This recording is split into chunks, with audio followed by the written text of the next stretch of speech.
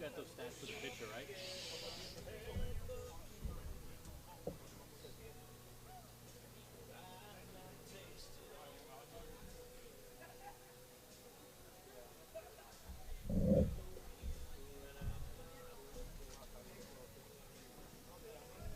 HSPN Live is on the air.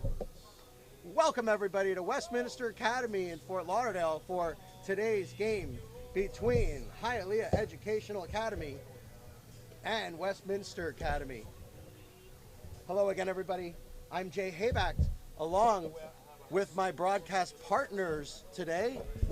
I will introduce Christopher Famino. Chris, welcome. Hey Jay, great to be here. And Oni Acosta. Hey Jay, thank you so much for letting me be a part of the broadcast today. Love to have you. And Jerry Skelton. Thank you, Jay. Nice little environment over here, looking at the ivy out there like Wrigley Field. Josh Noah is also here with us and will be a huge help for us tonight. And of course, our producer, Emilio Sierra. Thank you, Jay. And we have a great game for you guys tonight. Hialeah Educational Academy, coached by Willie Baez, has a record of 11-9. They are 3-1 in their district. This is a district game tonight. District 4A, District 7. For Westminster, head coach is Nick James. It's 10-9 record with a 3-1 district record. So guys, I'm sure you can all see this is going to be a very close game from the records and the district records almost being identical. The pitching matchup tonight is going to be Josh Flores going for Hialeah Educational. Josh, 26 innings pitched, 2-1 record, 1.35 ERA, 21 strikeouts against 10 walks. And for Westminster is Brendan Barriera, 36.1 innings pitched, 3-2 record, 3.47 ERA, 54 strikeouts against 25 walks. And we will give you the batting stats for both teams right now. Emilio will put up the batting stats for both teams.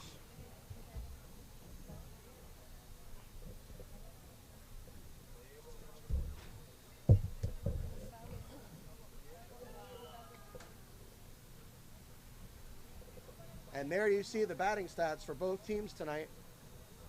We'll leave that up there for a minute for you guys.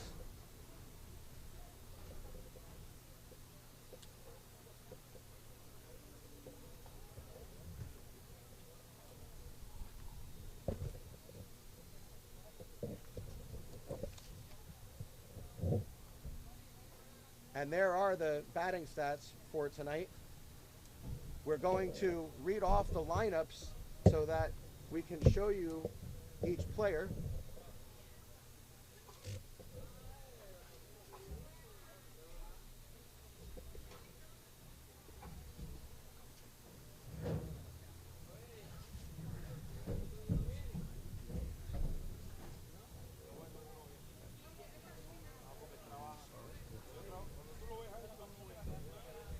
Okay, folks, for Hialeah Educational Academy, leading off is Idar Garcia.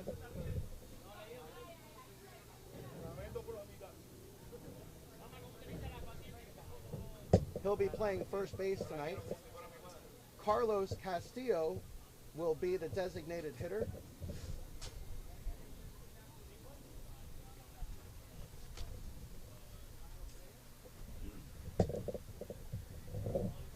Christopher Mendez will be playing center field.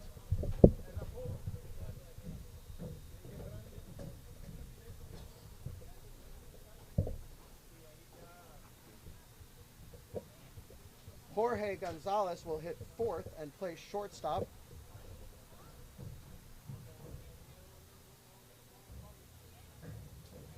Jorge wearing a different jersey for picture day, I guess. Anthony Iglesias will hit fifth and play right field.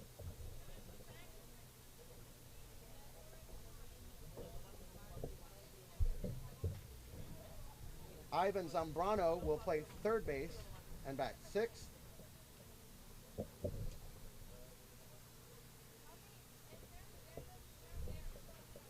Tommy Ramos will play second base and bat seventh.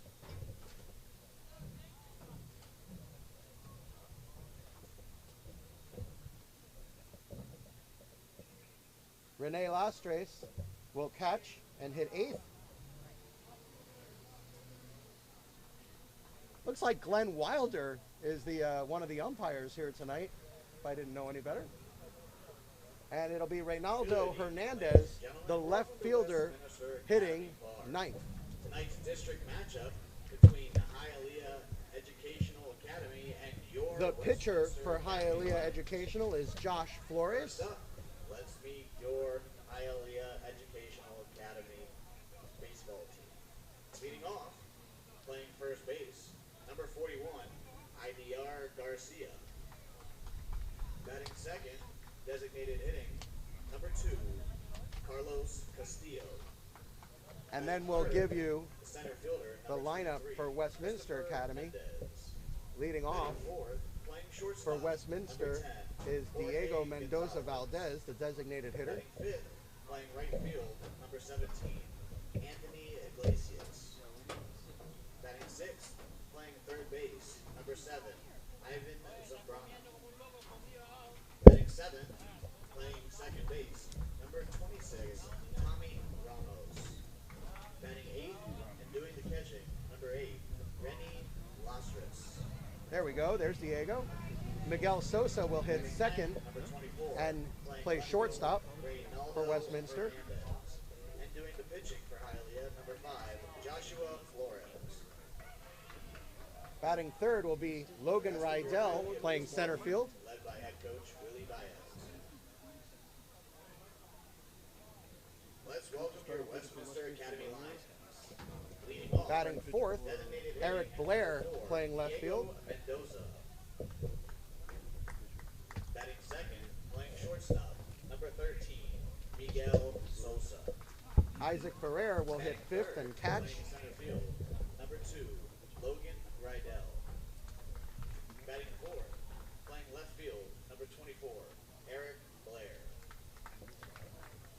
Batting fifth and doing the catching, David number Quintero will 19, play first Isaac base Ferrer. and bat sixth. Batting sixth, playing first base, number 8, David Quintero. Batting seventh, Batting Brandon seventh, playing right field, De La Pena. number 7, Brandon De La Pena. Batting eighth, Playing right third field. base, number 14, Rolly Lujo. Rolly Lujo, Batting the ninth, third baseman, playing will second base, number hit 9, eighth. Diego Caicedo. And doing the pitching, number 11, Brandon And Diego Carrier. Cayacero, the second baseman, will hit ninth. As we have a moment of prayer, And led by Reverend Brendan Barriera will be on the mound.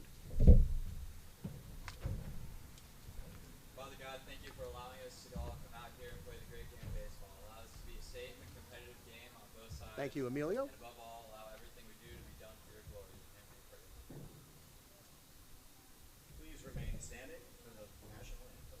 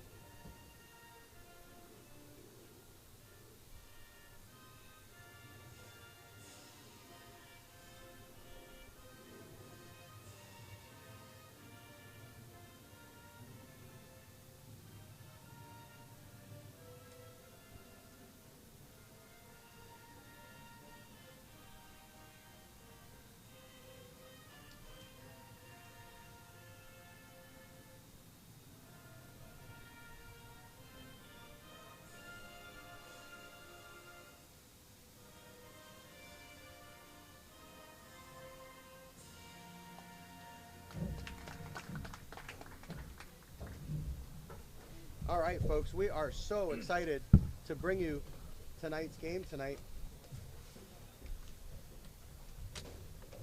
We're going to see who the umpires are. Looks like Glenn Wilder is behind home plate. We'll see if we can't get Glenn's attention. Glenn's one of our good friends.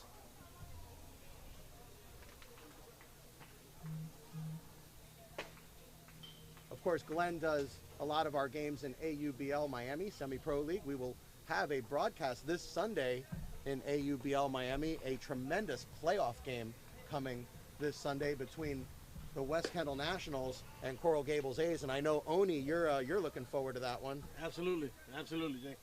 And tomorrow's game also is going to be very exciting, as Steve Hertz will join us for our final Miami-Dade College game of the season against Palm Beach State. A very, very busy weekend, as tonight being Friday, we are here at Westminster. Tomorrow at Miami-Dade. Sunday, we will be at Miami Christian doing AUBL Miami playoffs. And then Monday, we will be at Barry University. So a very, very busy next 4 days here on HSBN Live and the South Florida Broadcast Network. And we're going to be going all over Dade and Broward to bring you the best action in high school, college, and semi-pro baseball action.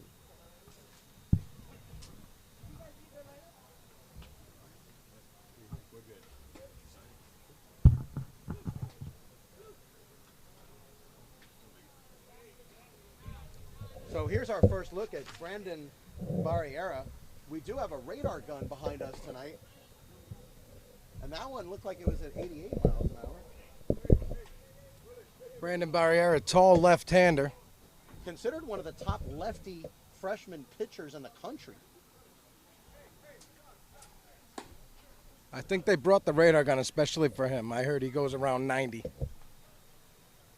Well, I don't think he's going to disappoint tonight. We watched him throw his warm-up tosses. His And warm-ups were impressive. he was looking pretty good to me, especially for a freshman, Chris. I mean, I saw fastball change. That's what we would normally see, you know? I got guys 25 and 30 years old in my semi-pro league that can't reach half of what he pitches out there. So good for him. Whoever taught him well. I will tell you that. Jay, forget about what we're seeing out there. How about the pop in the glove on a couple of those warm-ups? Yeah, it's still echoing in my ears. I don't know if anybody noticed, but that catcher had a gun throwing over the second base there. Very good. Let's see. We should see some stolen bases from Hialeah tonight. All right, we're getting ready for action here, folks. Idier Garcia, the first baseman, will step in. Hits that one hard and foul.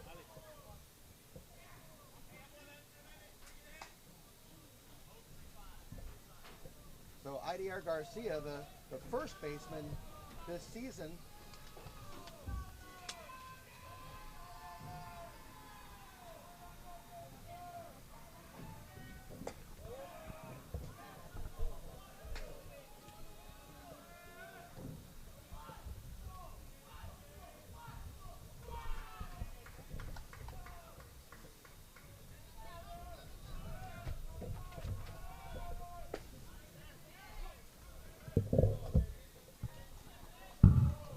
Numbers here. What numbers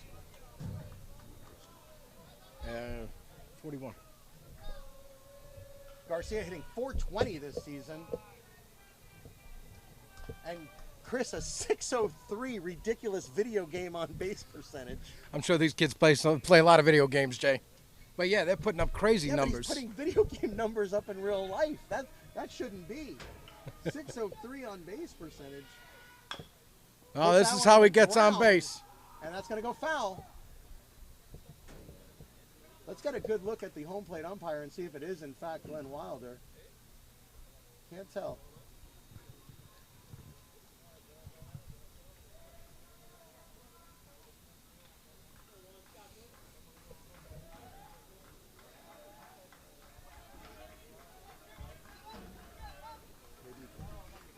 So a 2-2 count on Garcia.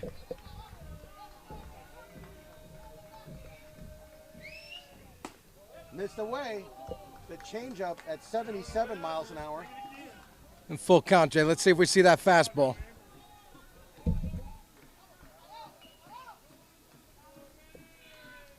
That one hit hard in the hole. A nice play at third. Here's the throw to first, a little high, but he's on the bag. One out in the inning. Nice play over there It was Great play by Rolly Lujo at third base. Fired it over, did a little pirouette and fired it over to first, beat him by half a step. Great play. Not only was it a good play to get there and get the ball and keep it from getting to the outfield, but he kept with it and made a good, strong throw. This is Carlos Castillo. Castillo, the DH tonight. What are his PlayStation numbers, Jay? Emilio doing a great job of getting everybody's player card up on the screen, and we appreciate that. And we appreciate Carlos taking a pitch so that we can show his particulars to everybody. Castillo hitting .333 on the season, a .379 on base percentage. Ridiculous. Count 1-0. You should have him. Yes, that's right there. It's one when you say it. Scoreboard not operating for balls and strikes tonight, so we'll try to keep up with that for you folks. I still have 41 at bat, too. He's since Scoreboard been not retired. keeping up for batters either. And that one Whoa. rifled up the middle, and that's a base hit. And Barriera did good just to get out of the way of that one, as that was smoked right back up the box. Jay, if he was any taller, that probably would have taken his cap off his head. So. Oh my goodness, was that ball hit hard. So he hit it into shortstop. Logan Rydell fires in. They got a runner on first and one out. Here's Christopher Mendez. He's the center fielder, number 23.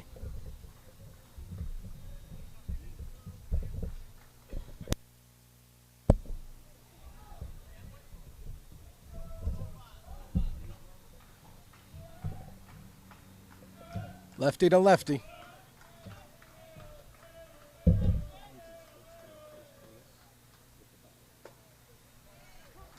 Pitch is in there for a called strike.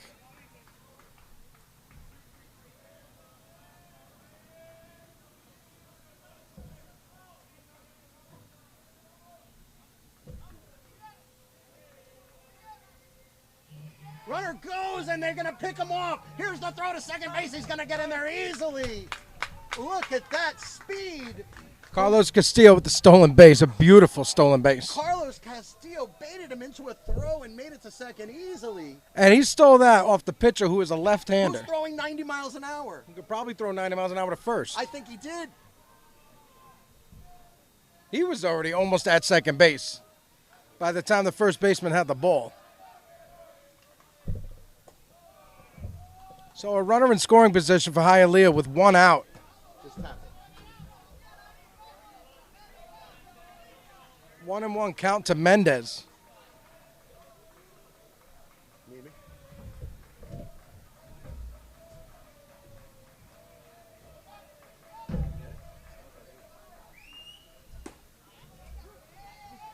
Castillo with a big lead off second. Don't be surprised if he takes third. Count 2-1, Jay.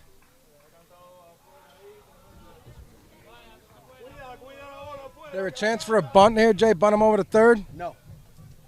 With his PlayStation numbers, he's better off hitting, right? Mendez hitting .308 this season. Runner goes. He's going to be picked off. Oh, so they picked him off a second time, and is he in there? He got in again. Unbelievable. Carlos Castillo playing games with the Westminster defense. Third? No. With his Jay, PlayStation. we can see the game plan already over here. It looks like they're going to try to run all night. They're trying to rattle this freshman pitcher. And here's the replay.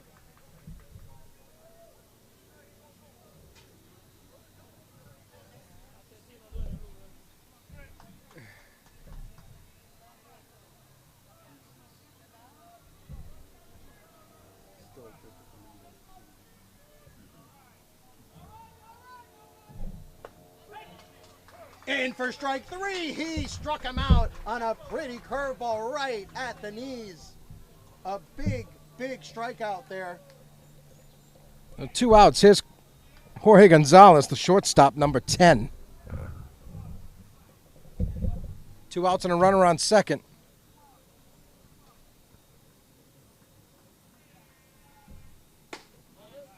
Which is inside. Count 1-0. There's a good look at Jorge.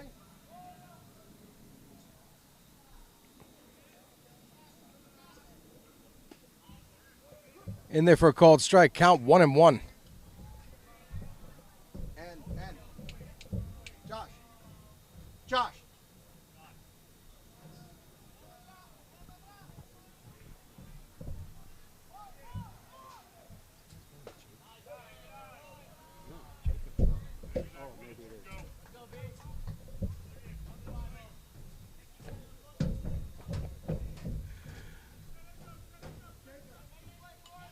And here's the pitch from Barriera.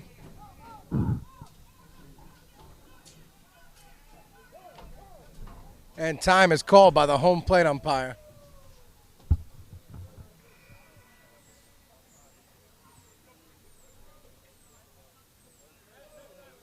Home plate umpire issuing a warning to the Lions head coach. No barking at the players from the bench.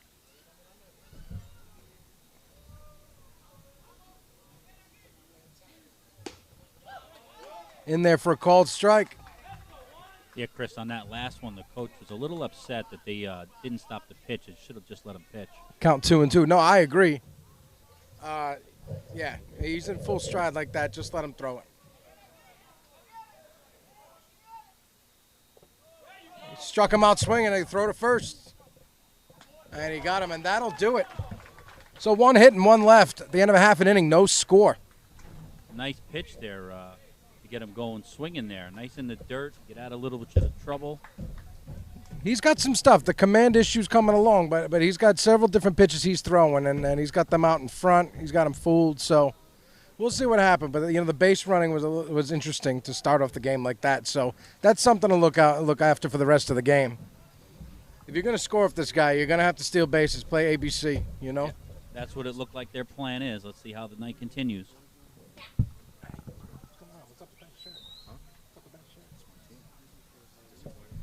Great draft, huh?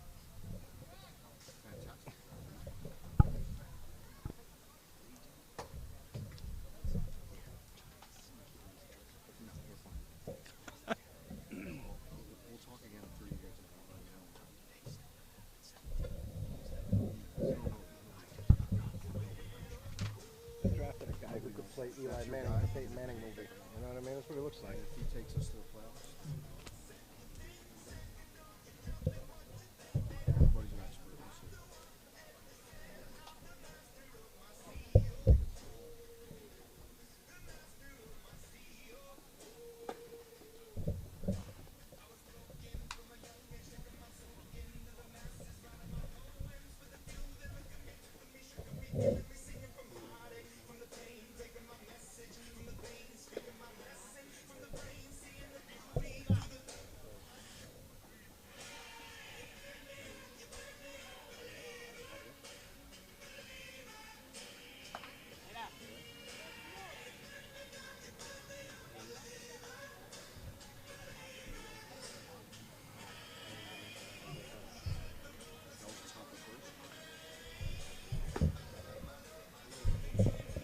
So coming up for Westminster in their first inning is going to be Diego Mendoza Valdez, Miguel Sosa, and Logan Rydell, and we'll give you all 3 of them on the screen, as you can see it on your screen right now.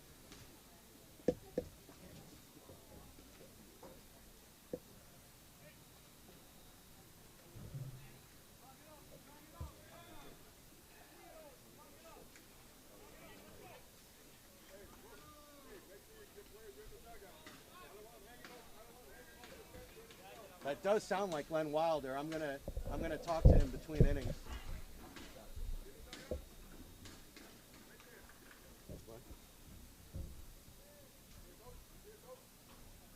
Give him heck, Glenn.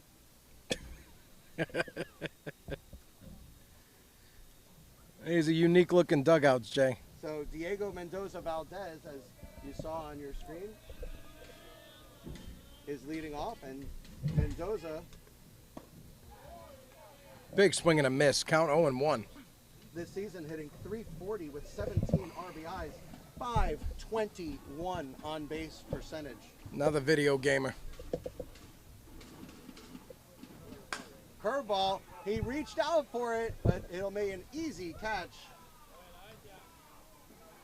Tommy Ramos reached over and made the catch easily for Hialeah Educational.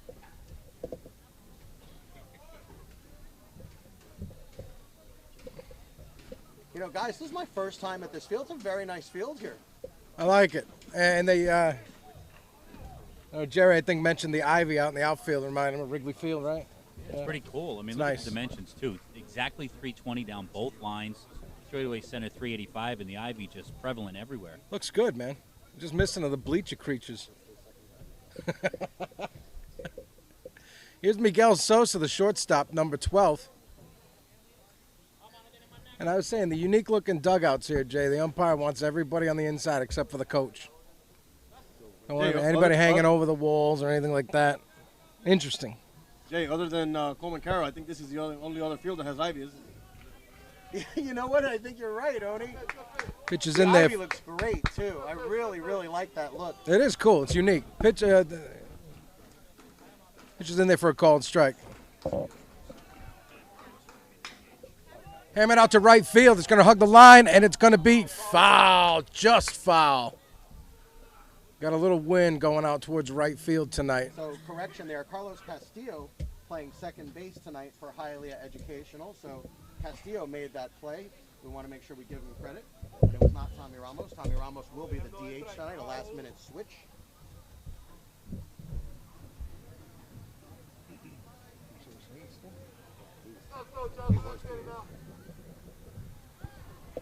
Jay, we got a pretty nice turnout tonight. Most of our games look pretty much like this. You got a nice crowd on both sides of the fences. Home and visitor represented well. Well, Jerry, I think you'll be the one to go into the crowd tonight with your phone and show everybody what a nice crowd. Chop to first, and he'll take it himself. It'll be Logan Rydell coming to bat. Idea Garcia at the first baseman, unassisted. 2 outs for Logan Rydell, center fielder.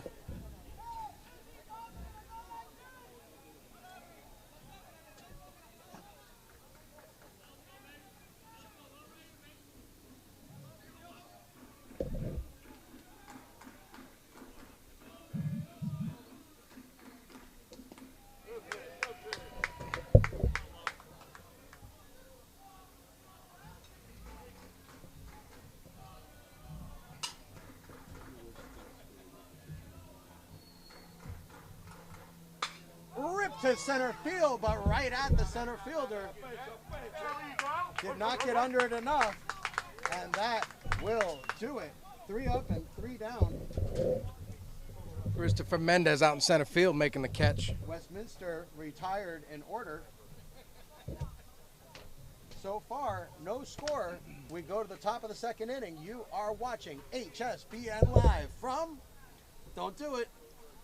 Don't do it. You just put us right there, Jay. We were just there, and I almost said it, and I think Oni almost said it too. We had the pleasure of broadcasting from Marlins Park on Wednesday, and I got to tell you guys, that was one of the greatest games we've done.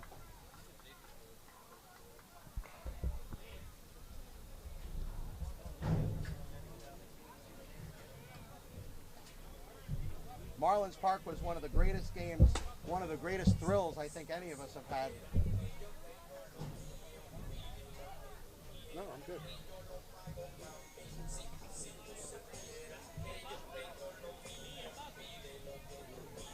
Jay, before we start the second inning, I want to mention that you can't ask for a better start from Flores. He threw 5 pitches in that inning, all for strikes.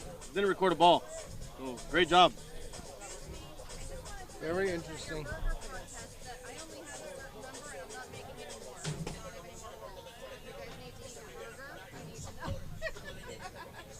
That guy right there was telling me that's Jay, my burgers are done and I'm not making any more, so if you want one, Well, we all, I everybody, don't even know if I have that except for me, I just ate. I appreciate we it. only made with the ones that we have rolls. Somebody took all the rolls over the weekend. How many is that? I have like 3 or 4, I think. Cheeseburgers. Okay, I'll have a regular hamburger and then cheeseburgers for them. So that's how many? I'm good. I'm good. You don't want it? I mean, I can look to see if I can make more. If you want. Okay, hamburger, cheeseburger. cheeseburgers? Sure. 3 I appreciate it. cheeseburger, 4 oni, 5 cheeseburgers, and 1 hamburger. We are placing our order, folks, and as you know, a big part of our show is rating the hamburgers and cheeseburgers at every stadium we go to. So they came to us this time. Anthony Iglesias, the batter, the right fielder, number 17 for Hialeah, as we head to the top of the second inning.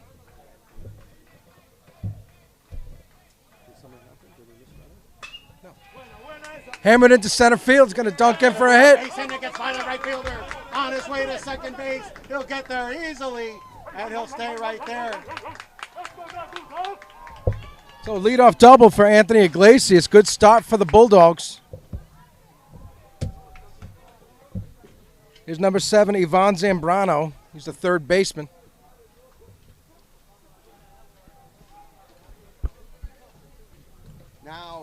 Now we can start having our small ball discussion here, guys. Early in the game, second inning, you've got your number 6 hitter up. Your number 5 hitter just ripped a double. I'm sure Hialeah Educational wants nothing more than to get that runner to third with less than 2 outs.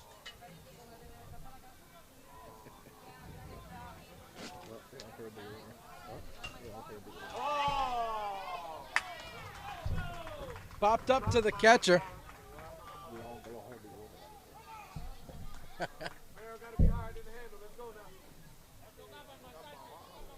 This will be Tommy Ramos, so the sacrifice unsuccessful. Well, we were thinking bunt, Jay, and that's just a unfortunate check swing bunt popped up to the catcher. So.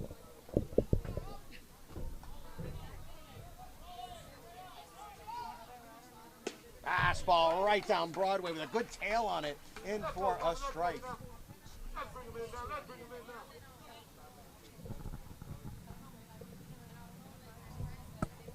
We also have a new HSBN scoreboard for you folks tonight. Try to introduce new graphics and new things for you in each broadcast. A check swing. This will be an easy play to first. The runner will advance, but there are now 2 outs.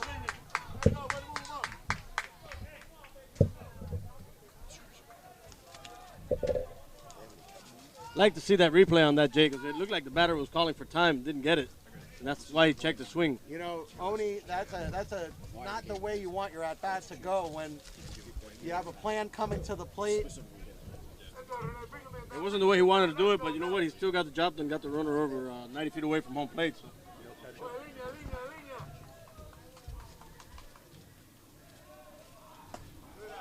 Here's Rennie Lastres, the catcher. 2 outs, runner on second. Hey guys, it must be like eating at Wrigley Field, looking at the outside fence here with the ivy. Yeah, this is, other than Archbishop Coleman Carroll, this is the only one we've broadcasted that has the ivy. Is the food as good as at Wrigley Field? I like my hamburger. I've never been to Wrigley Field, but I'm giving a thumbs up to my hamburger. So we want to thank everybody here for a great, great hamburger. It's another thumbs up from me, too. The buns are really good, too. Surprisingly good. And that one hit hard to left field. Going back, going back. This is going to be trouble. And he gets under it and makes the catch. He just got a little too much air under it. And that will do it. So the threat is thwarted. No runs again for Hialeah Educational. We go to the bottom of the second inning. No score here at Westminster. You are watching HSBN Live.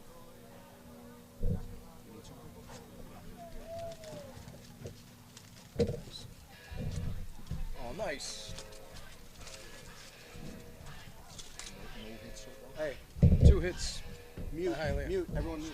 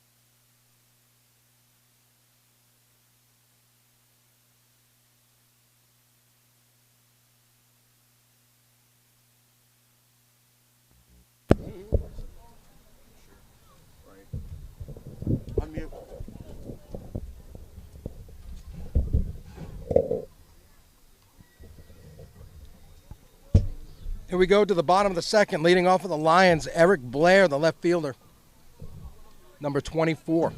It's going to be Eric Blair, then Isaac Ferrer, and David Quintero. You can see on your screen the three batters coming up this inning for Westminster Academy.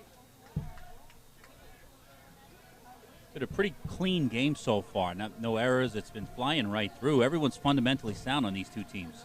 Yeah, Jerry, you're right. And also, the ball's been hit well, so it's not like the pitchers are completely dominating this game. The game's being played by everybody. There's a great defense out there. They're covering a lot of ground in the outfield. There's been some hard hit balls, speaking of, to the second baseman, and it sneaks through, and there's a base hit. So the ball's been hit well, so it's not like the pitchers are. Second baseman Carlos Castillo just hit it with his glove as it was going into right field. Anthony Iglesias fires in. So a good start for the Lions to get the leadoff run around with nobody out. Here's number 18, Isaac Ferrer, the catcher. Hialeah crowd getting loud over here, Jay. Let's see if they try. Did a little shuffle over there. Let's see if they try the same strategy to rattle the pitcher. We saw when Hialeah got someone on, they were really antsy over there. Let's see if they got the retaliation here. Haidar Garcia did some dance steps over there at first base. There's a fastball in for a strike. Both of these pitchers have been pounding the strike zone and forcing these hitters to swing early in the count. We like to see balls in play. That's the name of the game here. And the Lions pitcher, Brandon Barry area. There's 2 strikeouts already. This one popped up. Going to be out of play.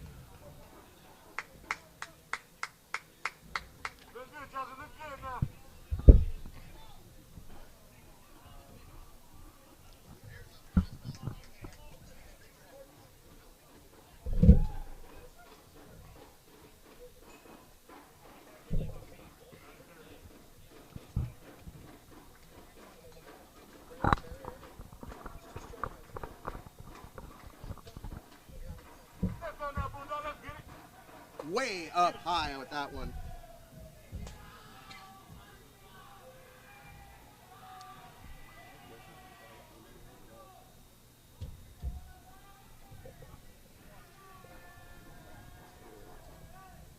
And that is ripped to left field. Going back to the wall. And it is down for a hit. On his way to third, rounding third, and he'll stay right there. It's a double. Jay, they really should have sent him on that one. I think he would have scored. You know, it was really hard to read, I think, off the bat, in fairness to the third base coach. I think it was really hard to see if that catch was going to be made. Maybe a little deking going on by the left fielder. Yeah, the left fielder, he really got on his horse. He was out there. He got there quick. He didn't make the catch, but he covered really fast, Eric Blair preventing a run. Eric Blair was holding up in the middle of the baseline. He didn't know he was going to catch it or not. And then when he caught it, he started running. He made it all the way to third. So it's pretty good, you know. Big inning possibility here. Nobody out, no one out either. So you know, Westminster. Yeah, Jerry. I think that's the other thing is with there being no outs and that runner at third base, you really got to be careful sending him. You got to make sure. Yeah, let's see what David Quintero can do. Intentional here. walk, IBB. wow. Let's scratch what Quintero can do. He probably has PlayStation numbers too. Brandon Della Pena, the batter, the right fielder. Quintero, shockingly, was batting 194 before that intentional walk. They must know something we don't here in the booth. They want to pitch to Della Pena. So bases loaded, nobody out. This is a good opportunity for the Lions to put some runs on the board.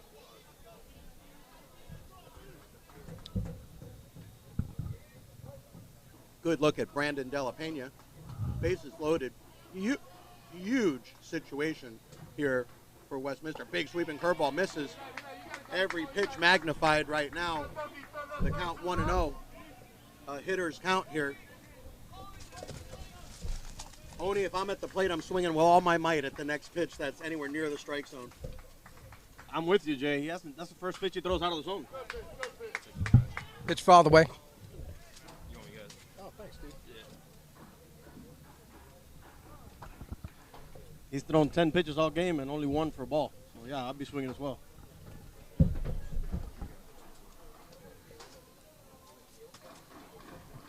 Catcher Rennie Lastris out to have a chat with the pitcher.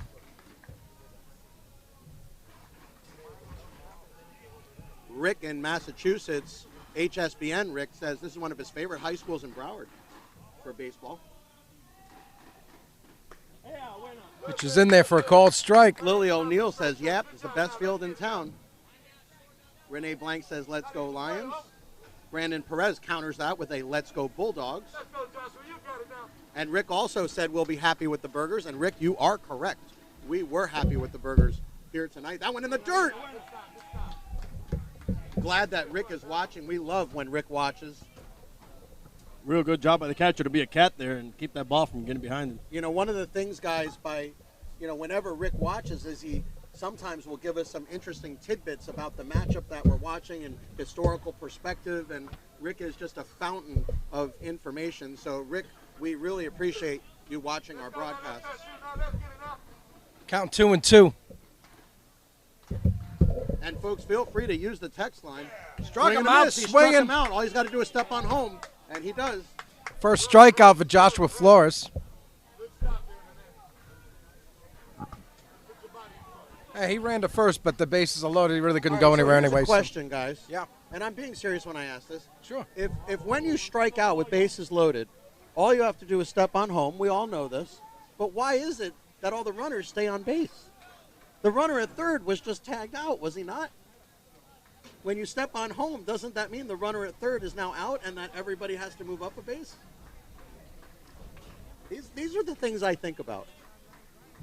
They keep you awake at night, Jay. That's why I never sleep. You know, that's This one up. popped up. that's something It's that going to we be a hard play going over. First baseman going over. Garcia has Did it. he make the catch? Yes, he did. Yes, he did. That's a tremendous catch by Hialeah Garcia. Garcia, who landed on his wallet after making the catch for the second out of the inning. After loading the bases with no outs, all of a sudden, Hialeah Educational is one pitch from getting out of this inning. Jay, going back to what you were saying about stepping on home with the bases loaded, you're absolutely right. The one that's out is the runner at third. And the batter should be standing on first base right now, and everybody should advance. But in any game I've ever played in, that's never been the case, though. You're right. So- It never happens, but in reality, the one that's out is the runner at third. And that one hits the second base. This should end it. Over to first, and they get out of it. They get out of it. Hialeah Educational What a Houdini act there, Jay. gets out of the inning. Westminster leaves bases loaded. Westminster had bases loaded, no outs, and was unable to put a run on the board. It is 0-0. We go to the top of the third inning. You are watching HSBN Live from Westminster Academy, home of the Lions. Good thing they put that on the scoreboard. At least that works, right?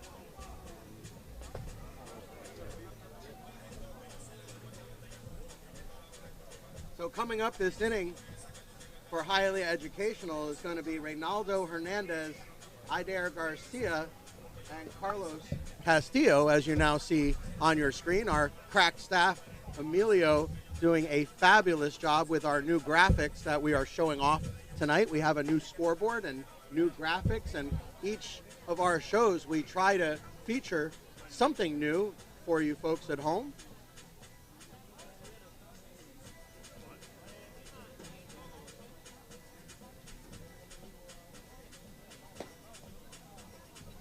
Emilio is usually up till the wee hours of the morning working on these graphics and all of these great new inventions for us.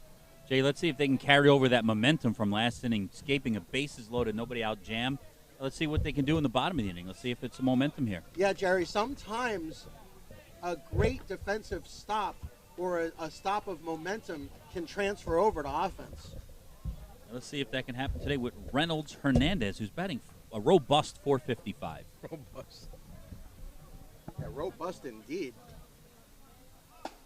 And he squares up the bunt, pulls it back. And our number 9 hitter, of course, is the favorite hitter for us. We always see the most incredible things from the number 9 hitter.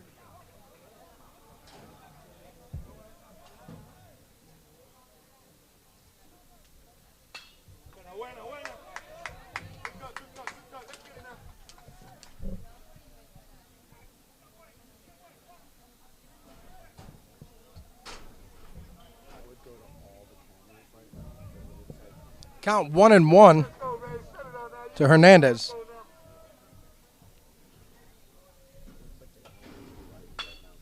Grounded to short. It's going to be a hard play. Up and over. Look at that arm. He got him. That is a tremendous play at shortstop. Miguel Sosa over to Quintero. Beautiful play by Sosa. He had plenty of time to make the throw, beat him by a step and a half. Depending on where you touch it. Back to the top of the order, and Idier Garcia, forgive me, first baseman. Grounded to third back in the first inning. Defensively, he's been amazing so far today. Made A that curveball nice in there pickup for a strike. at first base, and then the tremendous foul ball catch. So let's see if he can get on base here, try to get a run across the board. What an entertaining game so far, guys. Very entertaining. We've had all sorts of great pitching and defense and hitting, and still, with all that, no runs. No, we've seen a couple of strikeouts, and a few walks, and a couple of hits. Everybody has played well. Everybody's contributing tonight. This pitch fouled away. It has been a joy to do these first 2 innings here at Westminster. Jay, are we sure this kid's a freshman on the mound? Count 1-2 on Oh, Garcia. are you looking for a birth certificate check, Jerry? Uh-oh. Uh-oh. Yeah, we're sure. When we spoke with Nick James in the pregame show, Coach Nick James for Westminster Academy, he did say that Barriera was considered one of the top left-handed pitching freshmen in the country. So there you go. Grounded to third. Up and over. He got him. Rolly Outs in the inning. Lujo with the ground ball at third.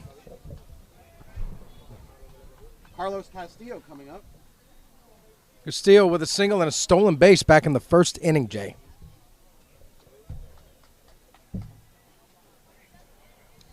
So 2 outs and nobody on. If anything, they're being very economical with the time here. They want to get the game done in daylight. They're doing a good job. Speaking of daylight, I'm also thankful for those wonderful clouds sitting above left field, which are covering the sun right now, Very nice. versus the other day. So thank you. Well, it's also an odd orientation of this field. We're not accustomed to having the sun in left field and most of the fields that we're at. But I think Miami Christian, Oni, is the only one that we've seen the sun in left field at dusk. It is unique, Jay, when you get a cloud cover like that. Look at that curveball. Count 0-2.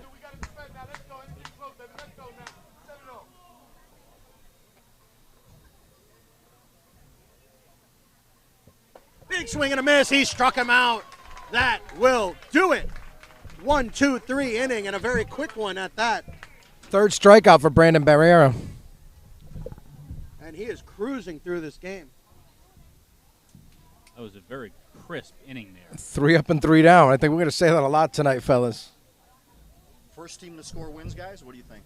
Barriera with 38 pitches so far, guys. Very economical with his pitches, averaging only 12 to 13 pitches an inning. I was counting hits, strikeouts, and walks. He's got the pitch count. Oh, Glenn Wilder getting hit with a ball that was errantly thrown. Poor Glenn. speaking of Glenn, these hitters from both sides better be ready to swing because he's calling everything off the plate there, a couple inches off the plate, so he's not giving them anything. These pitchers are finding the strike zone, though, Oni. Both are showing a curveball, both showing a nice fastball. I think Brandon Barrera's got a better sense of control at the moment. However, there's no score, so they're both doing well. Barriera, 88 to AC/DC. 91 miles an hour so far. ACD.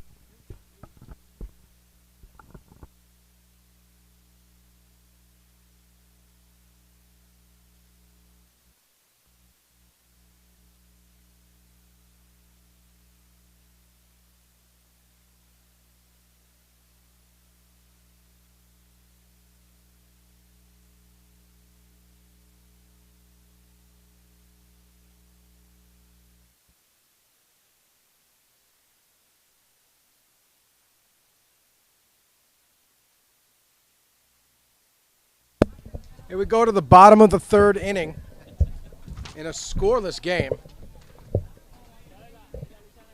Diego Mendoza Valdez leads off. He's the DH, flew out to second base back in the first. Chris Gonzalez says, let's go Bulldogs. Oh, and Rick, of course, giving us info, dropping knowledge on us. Rick says, fellas, Westminster 5-0 all time in this series. Excellent. That's a Thank great you, Rick. stat. Thank you, Rick. Loving when Rick adds to our broadcasts. Big Pitch. curveball misses.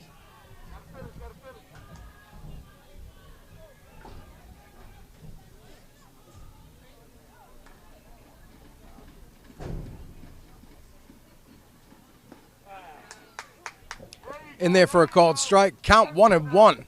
Jay, speaking of Rick, that's how the broadcast has changed over the years with now Twitter and social media. That's something that didn't happen not too long ago, just interacting with the fans. Yeah, well, our interaction on YouTube is a tremendous tool because while you're watching the game, the fans can just type in their messages and we can read them right on the air.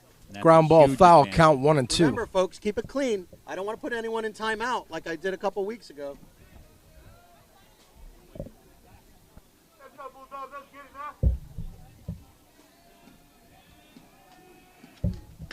Popped up. It should be an easy play. It is not. And that's why you communicate in the outfield, folks. And he's motoring all the way into second base. That ball hung up there what seemed like a long. Valdez never slowed down, Jay. He was charging the whole way. Here comes the replay. The center fielder and the right fielder for Hialeah Educational both got lost in no man's land. It was Christopher Mendez ranging to his left and Anthony Iglesias running to his right. To his right. That's the center fielder's ball all the way, unless the right fielder calls him off, Jay. As a center fielder, you got to go for it and non-stop until somebody calls you off. Here's Miguel Sosa. That's the rule of thumb. Absolutely, you're right. The run around second and nobody out. Sosa showing bunt. Beautiful bunt down the third base line. He's going to be in. Everybody's going to be safe. Everybody's safe. I think Chris, you got to let that one go. And nobody's covering second base, and he advances to second. Nobody covered second no one base. was covering second base. Jerry was on it. Let's look at the run around second and nobody out. Replay. Heads up base running by Sosa.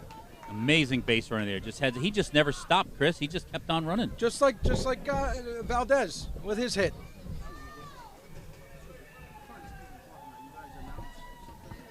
The third baseman made a nice play, but the ball actually danced on his wrist for a couple of seconds before he was able to control it. By that time, it was too late. Runner had gone over to first and then to second on a very good move. Yeah, guys, I don't think you can let that roll foul. It was staying fair the whole way, parallel to the line. He has to pick it up and try and make a play. A beautiful play, all for naught, by Ivan Zambrano. Made a beautiful throw to first, but, you know. Here's something you don't see all the time. That's an infield double. Absolutely. There you go. A bunt double. So now runners second and third, nobody out. Here's Logan Rydell, center fielder. And he hits it hard up the middle, and that's going to be a base hit. One run will score. Here comes the second runner. Here's the play at third base. He's going to be safe at third. It's a 2 RBI single. Advancing to second on the throw is Rydell. Dell, center Runs fielder. will score, and Westminster now leads 2-0. Here's the replay.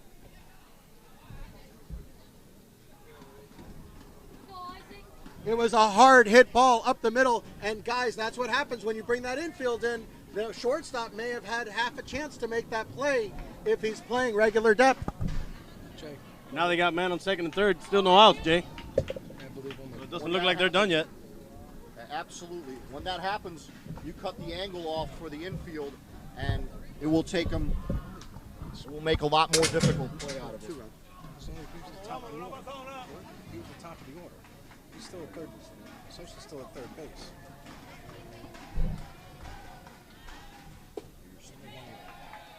Someone got it.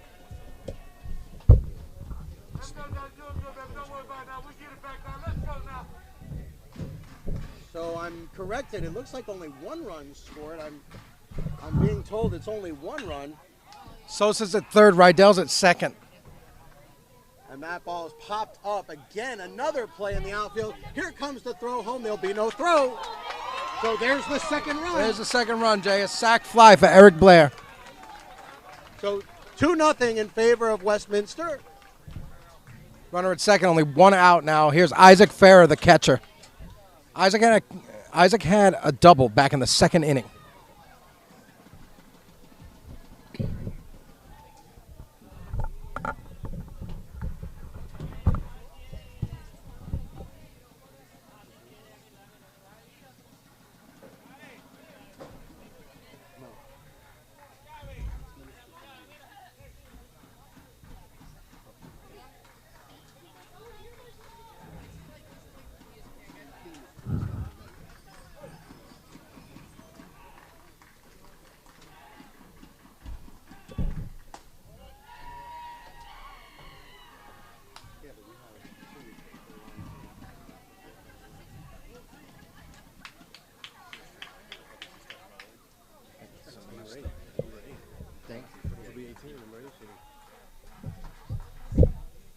Curveball swung on and missed. Here's a snap throw to second base. He's going to be back in time.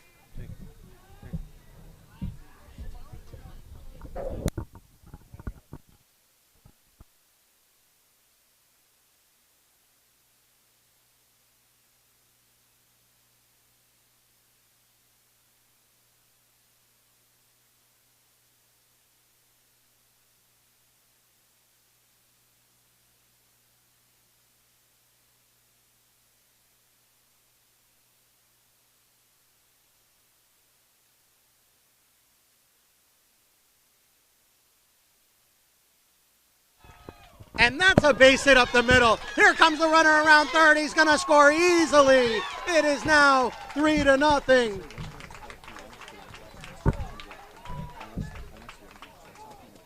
And Quintero comes through with an RBI single.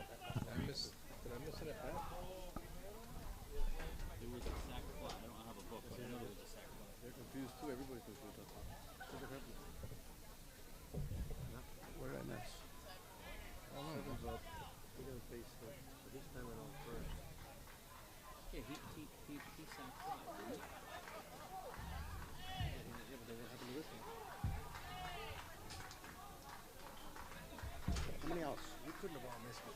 How many outs? I ain't one out. The sac fly, that's it.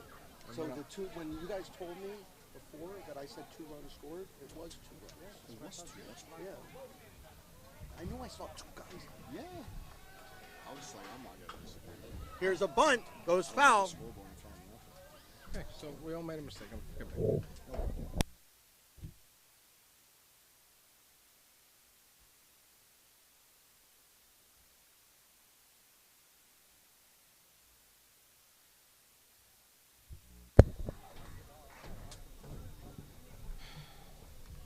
What did Blair do?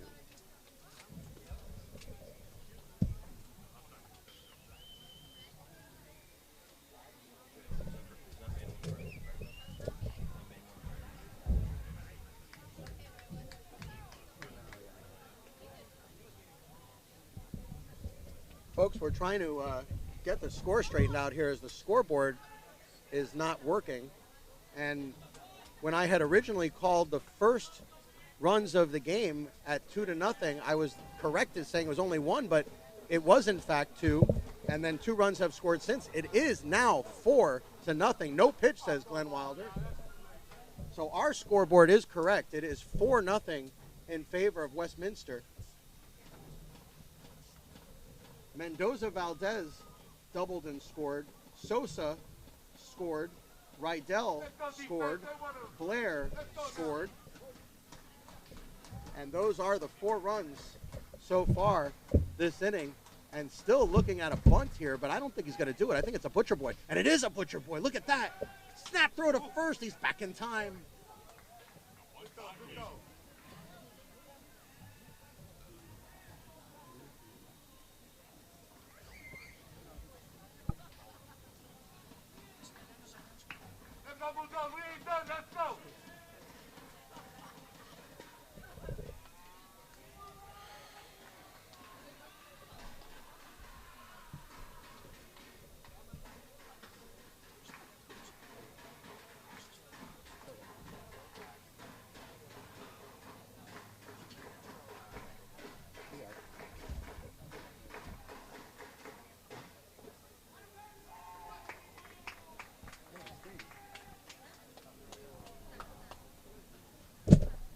De La Pena walks.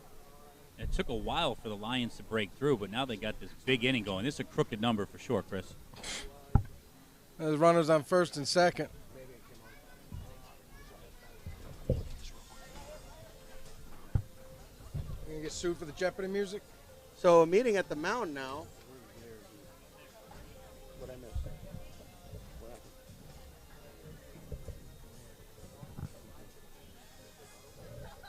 I'm going to say 1B.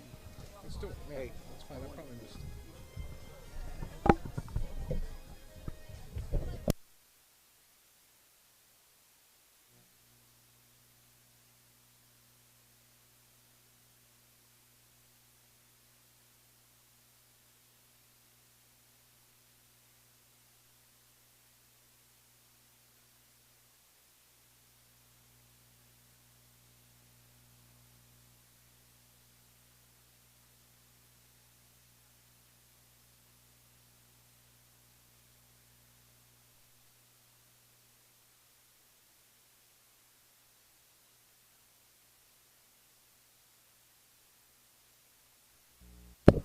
Here's Rolly Lujo, the third baseman.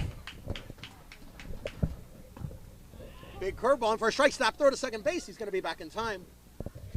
Lujo grounded to first back in the second inning.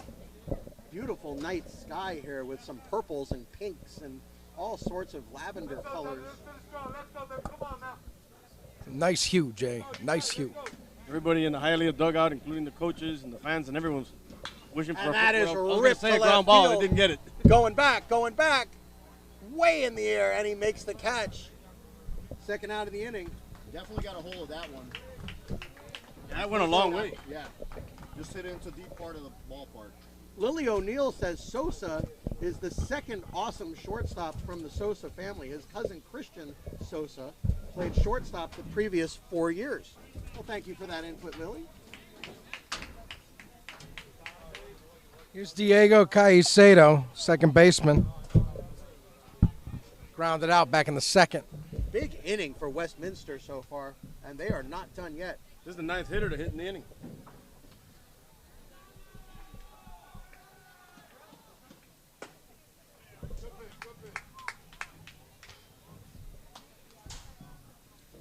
Now I'm confused. Is it 4-0? It's 4-0. Officially. Yeah, but who's on?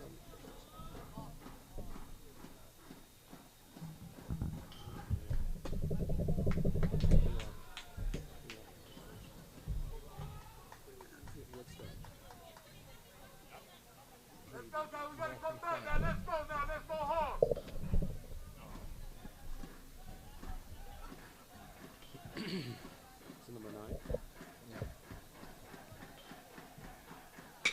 That one hit hard on the ground, but right to second base. Over to second, he got him, and that'll do it. But Westminster puts a crooked number on the board, a 4 spot here in the third inning, and Westminster leads 4-0. You are watching a beautiful sunset on HSBN Live, and we're going to just enjoy this sunset with you folks right now. Jay, the Lions sent 9 men to the plate in that inning. Yeah, they batted around, Chris. Pitcher Joshua Flores for the Bulldog giving up 7 hits already.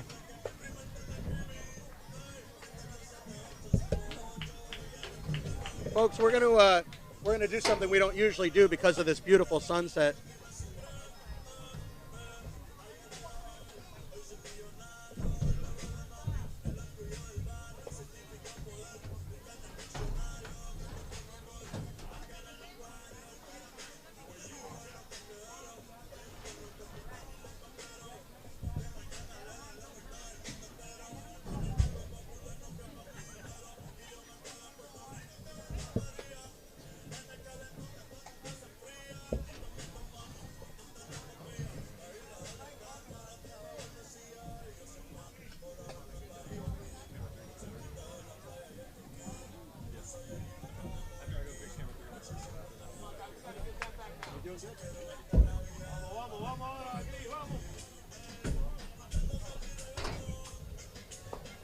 Jacob Noah, our assistant tonight, is doing a great job on all these cameras.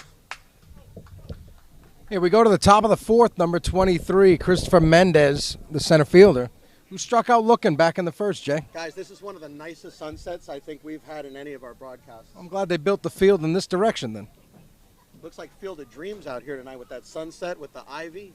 I'm waiting for Joe Jackson to come out of left field in the corn. We got plenty of the ivy out there.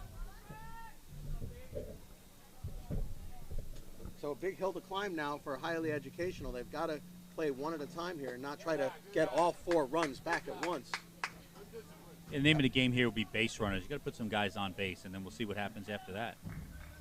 And we've seen in other games where a team is down 3, 4, 5 runs and is able to come back as long as they keep their wits about them and don't try to get it all back at once.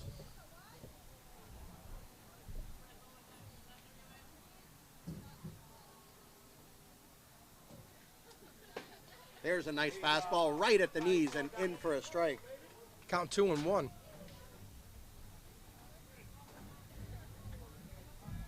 The wind has completely died. We had about, what do you guys think, about 15, 20 miles an hour of wind as we were setting up our broadcast It was tonight? very nice. Papers flying everywhere. We couldn't write anything down, and now it's like, you know. There's next? maybe 4 miles an hour of wind now. If that. Ooh. Did he go? Yes, he He did. went. Here's the throw to first. First.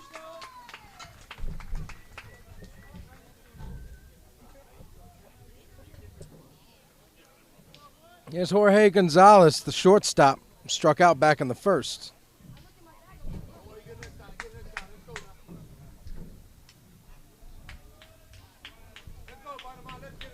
Barrera, 4 strikeouts on the night. Very impressive.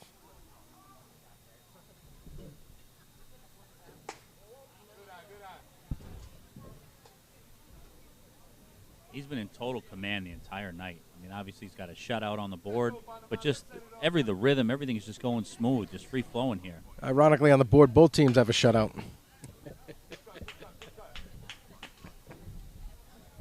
He's also using all parts of the plate, which is keeping the batters off balance. So right now they're guessing on what he's about to throw. Barrera has an array of pitches, and he's using them all tonight.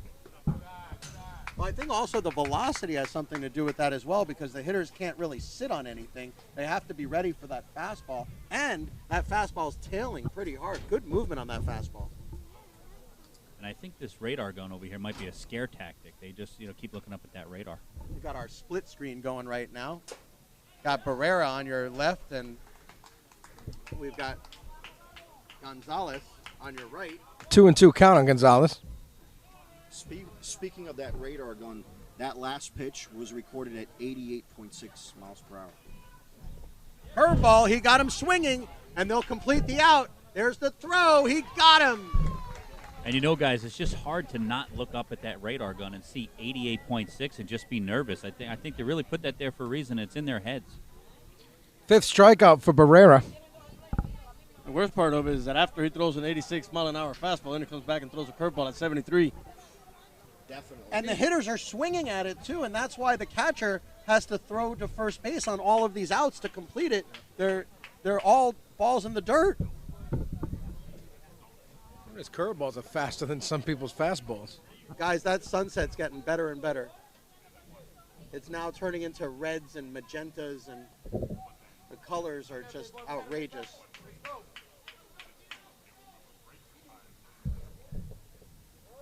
Time is called by Iglesias. There's the aforementioned sunset. Iglesias, who had a double back in the 2nd inning. One of the few hits given up by Barrera.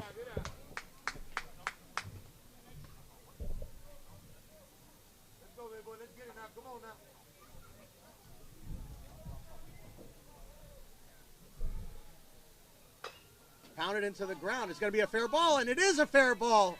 Not running. They're telling him to go tag the runner, and he will abandon his position, and that'll do it. Got him. A quick inning. Hey, Jay, and Barrera's doing this against When's the last time you Hialeah. saw a 2-1 assisted in your book, guys? I mean, I don't think I've ever written that before, Jay. this Hialeah lineup is batting 294 in the year, so it's not a Not bunch tonight. of hacks up there. I mean, he's doing this against a real team out there. Tonight, Barrera's got 2 hits given up and 5 strikeouts and 1 walk. I gotta say, Jay, I actually had a few of those 2 unassisted myself. Oni, of course, a catcher, for those of you not familiar. After leg surgery, I don't know how much catching Oni's going to do anytime soon. After 3.5 innings of play, Westminster Lions up 4-0. On that last play, the batter thought that the ball hit directly on the home plate, which would have been a foul ball, but it didn't. It hit just before it, so it was a live ball. Had a lot of backspin on it. Could have easily gone foul, but he made sure not to let that happen. You don't want to give the guy another pitch. You might hit it out, you know? For sure. Or keep the inning alive, rather, I should say. Other than that miscommunication in the outfield with center fielder and right fielder, we've seen some very clean heads-up defense on both sides.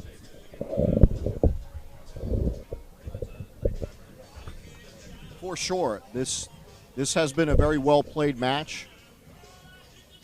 4-0, so we'll see if the next time they're at bat, they can put some hits together and get some confidence. But it's going to be tough. We have a new pitcher for Hialeah, number 11, right-hander, Alessandro Bolanos.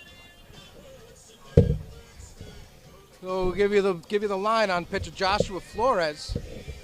Flores, 4 runs on 7 hits, 1 strikeout, 1 walk.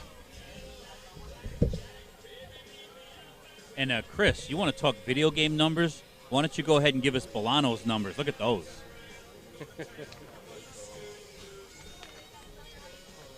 .55 ERA. Is that correct? 17 Ks, 5 walks. Incorrectly. Yeah, maybe they got the decimal in the wrong spot. No, but we're joking here. Alessandro .55 ERA. Bolanos, 25.1 innings pitched. It's 2-0 with a 0.55 ERA, 17 strikeouts, 5 walks. He's going to Just come in insane. and try to maintain keep the lead at 4, or the deficit at 4, I should say. Yes. Alessandro Bolanos, number 11. Cy Young himself would be impressed if he was alive today.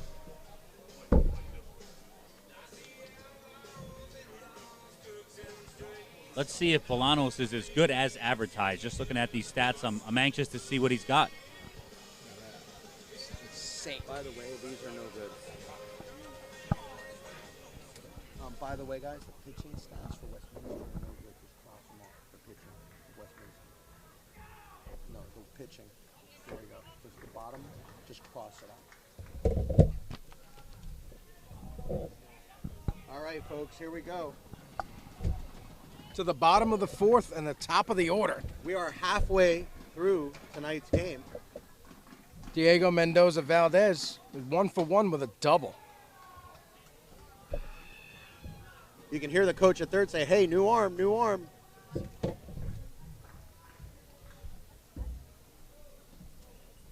Anybody want to? It's drilled into center field.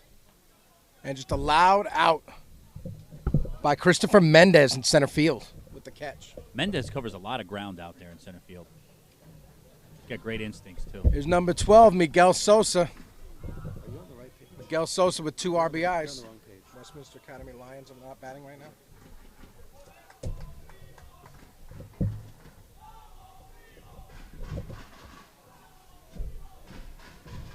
Sosa 1 for 2 with a base hit and 2 RBIs. He just flared out into right field. Iglesias is under it for the catch. Hey, we haven't said this yet, but this 2 down already. 2 outs and nobody on. Here's Logan Rydell, the center fielder. Number 2. Is that? Are you trying to do your Yankee Stadium? My famous Bob Shepard, yes, Jay. Bob Shepard, The late, great Bob Shepard. actually broadcast till he was 99 years old. He had the best job in the world, Jay. I think we might have to have a competition. Rydell shows bunt. That would have been a nice trivia question, Jay. Oh yeah, we didn't do our trivia tonight. We did our trivia at Marlins Park, and everyone loved it. Maybe Chris Metal will come up with a trivia question for us. He owes us one, doesn't he? Yes. Because I asked everybody to tweet their answers in, and then we decided to give it away in the next half inning. But by then, people had texted in the answer already. I thought it was a great trivia question. Rydell pops it up. Short right field. Here comes Iglesias to make the catch. 1, 2, 3 go the Lions. We haven't said that yet tonight, fellas. 3 weak pop-ups there. The outfield was kept a little busy, but great pitching. So he was as advertised as Bolanos. We go to the top of the 5th.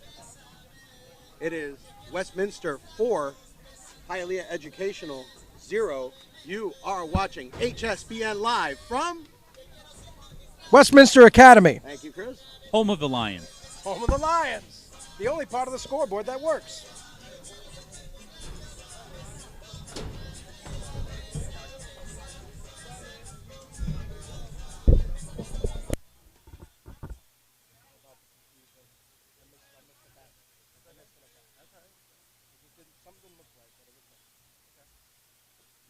I knew I saw 2 runs scored, dude. I was like you made me actually question my own.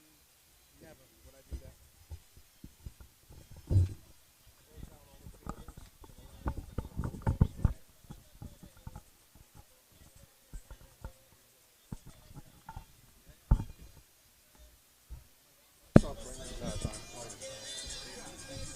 Do you want to get her on the mic?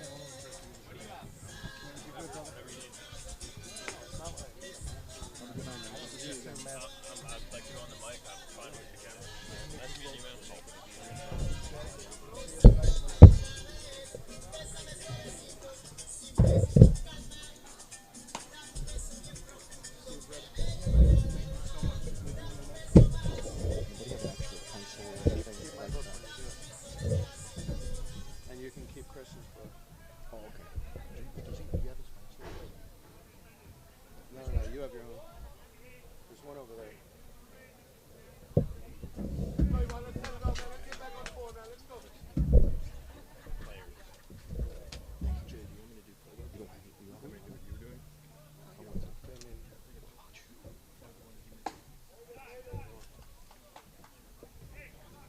One of you guys are gonna have to.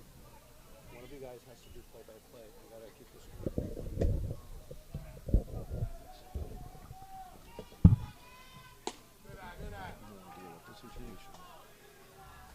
Missed inside, low and away. What's his situation? Yeah. What? What do you want? What is this situation? Is this a what? What's the Sombrano.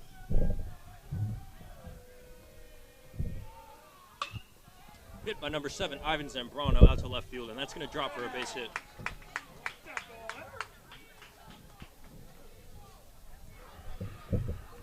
Up next is going to be number 26, Tommy Ramos.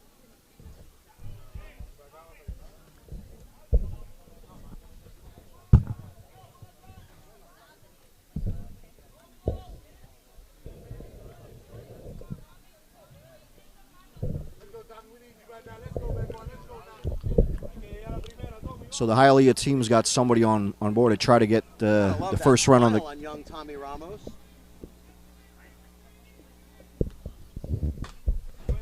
That's going to be fouled back out of play.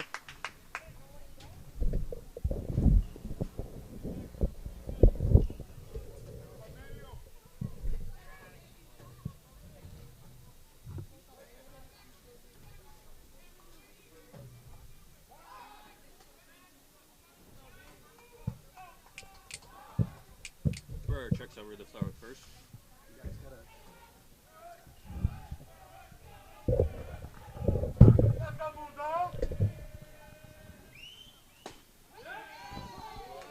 Strike there. Ramos is caught. Being that they're behind 4-0, I'm surprised that that runner on first base isn't dancing around a little bit more. Yeah, you're right about that.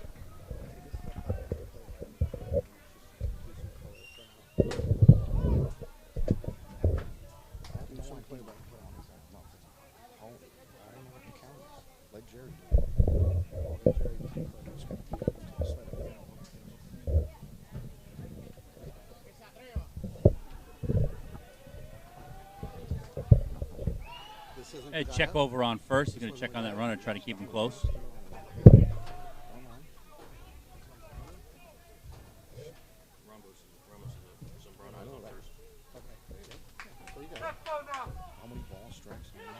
And there's a strike. Strike him out again. Another strikeout. He's on a roll here, guys. You're up to date. Yeah, Barrera has looking pretty solid tonight. Coming to bat number 8, Christopher Mendez. Mendez has struck out twice today. See if he can get off the schneid here.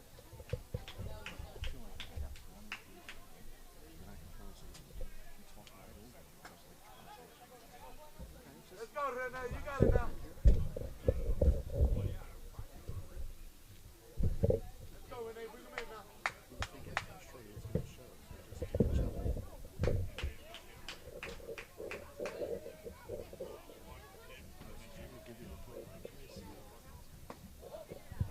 Low ball there.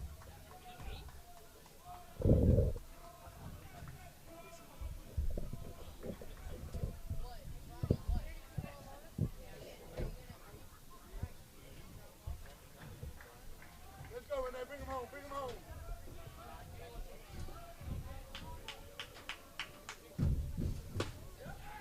Wow, generous strike there on the inside corner there.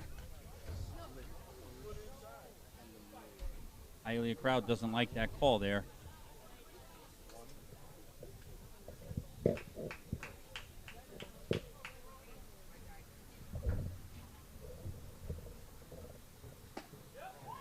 Oh, that's a beautiful pitch there. Nice curveball. It evens the count at 2-2.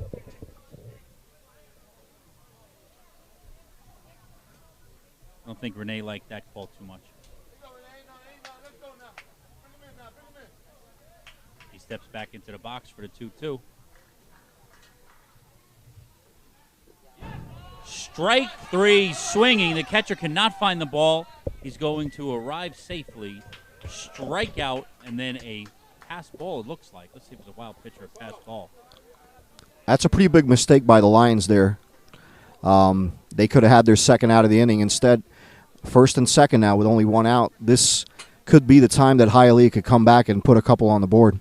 If there was ever a time, this is it. I mean, they got 2 runners on. They caught a lucky break, reaching on a wild pitch after a strikeout. Wasn't fielded cleanly by the catcher. Well, they haven't really been able to get to Barrera tonight, so any dose of confidence is a good one at this point. I mean, he's been lights out, Jay.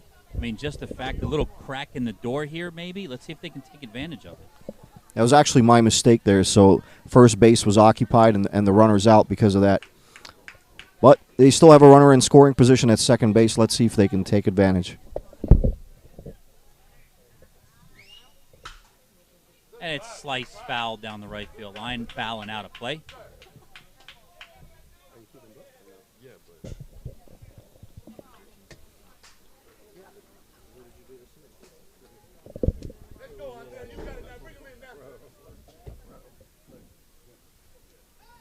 Looks like we have number 13, Andres Mendez, at the plate.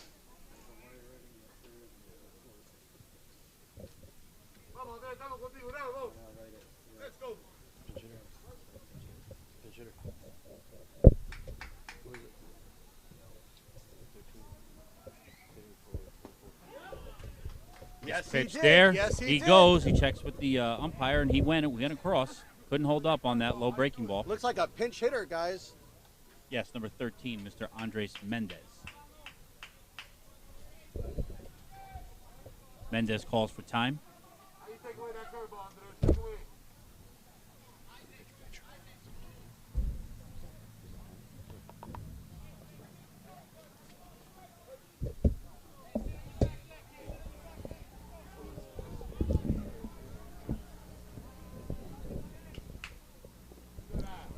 And the ball will get away from the catcher there. He's going to advance to third.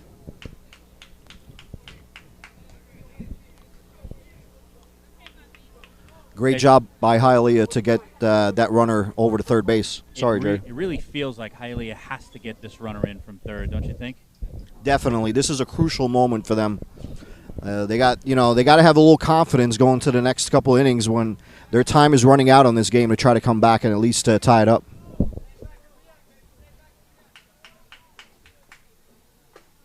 Nice pitch on the outside corner. Strikes him out looking. This phenomenal pitching job just keeps on continuing. Got a big wide strike zone there by the umpire.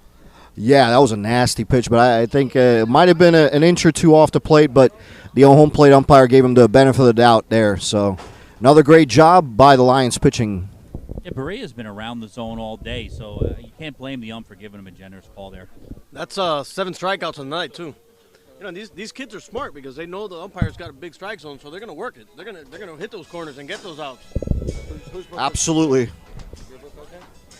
Going into each game, you got to feel out the umpire, see if he's going to give you the corners or not as a pitcher, and you got to use it to your advantage, and they definitely have.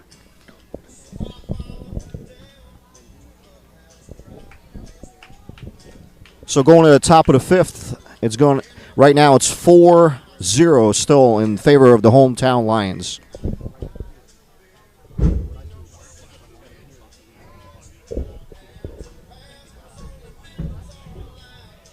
Guys, one thing that got lost there is Barrera had 4 strikeouts in the inning. Correct. So maybe the catcher dropped the other one on purpose so he could up his strikeout total, just like in basketball when a rebounder keeps getting his own rebound to pad his stats. Right, like LeBron when he throws it off the backboard and then a couple of times and then dunks.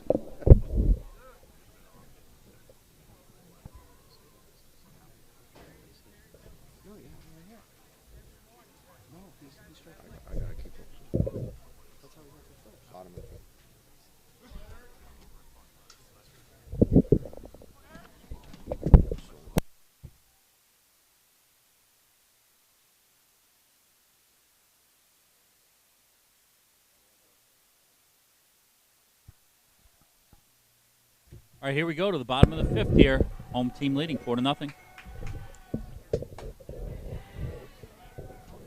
Ball 1. Sorry. So this is number 24, Eric Blair at the plate. 2-0 to Eric Blair. You know, guys, sometimes it's not where it crosses the plate, it's where the catcher catches it, and that time it looked like he was crossed up. And that one is ripped to center field. Straightaway going back. He's on it, and he makes the catch. What a play by the center fielder. All the way out at the 385 sign, Jay. And that ball was crushed, but it's just allowed out. Hialeah will take that any day. That's that new age launch angle. He didn't get that launch angle and the backspin on the ball. I think his analytics coach is going to be a little upset there. It's going to be tough to get one out of here. If I was batting, I try for line drives. As he says this, and I was almost proven wrong. That'll get down for at least a double, and he will slide in safely to second base. So did that hit the Ivy, guys? Yes, it did. That might be our first Ivy ball today. Nice. Yeah, he definitely smacked it. With a scorching double to left field. They're peppering the wall this inning here. Maybe they should have something like they have at Oracle Park, where they have the number of splash hits. They'll have number of IV hits here at Westminster Academy. What do you guys think? Let's see if we can get that out there in left field. Put it on the scoreboard. It'll be the first thing that'll work.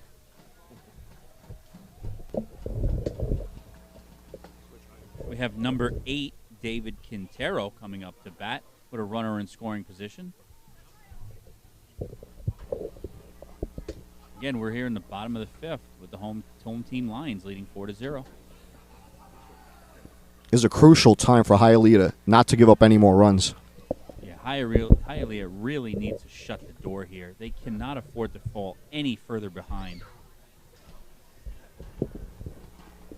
I believe if they get this next out here, that'll relieve a lot of pressure off, especially off the pitcher. Guys, that was an amazing job by the catcher last to keep that ball in front of him. He's been doing that all night long. For sure.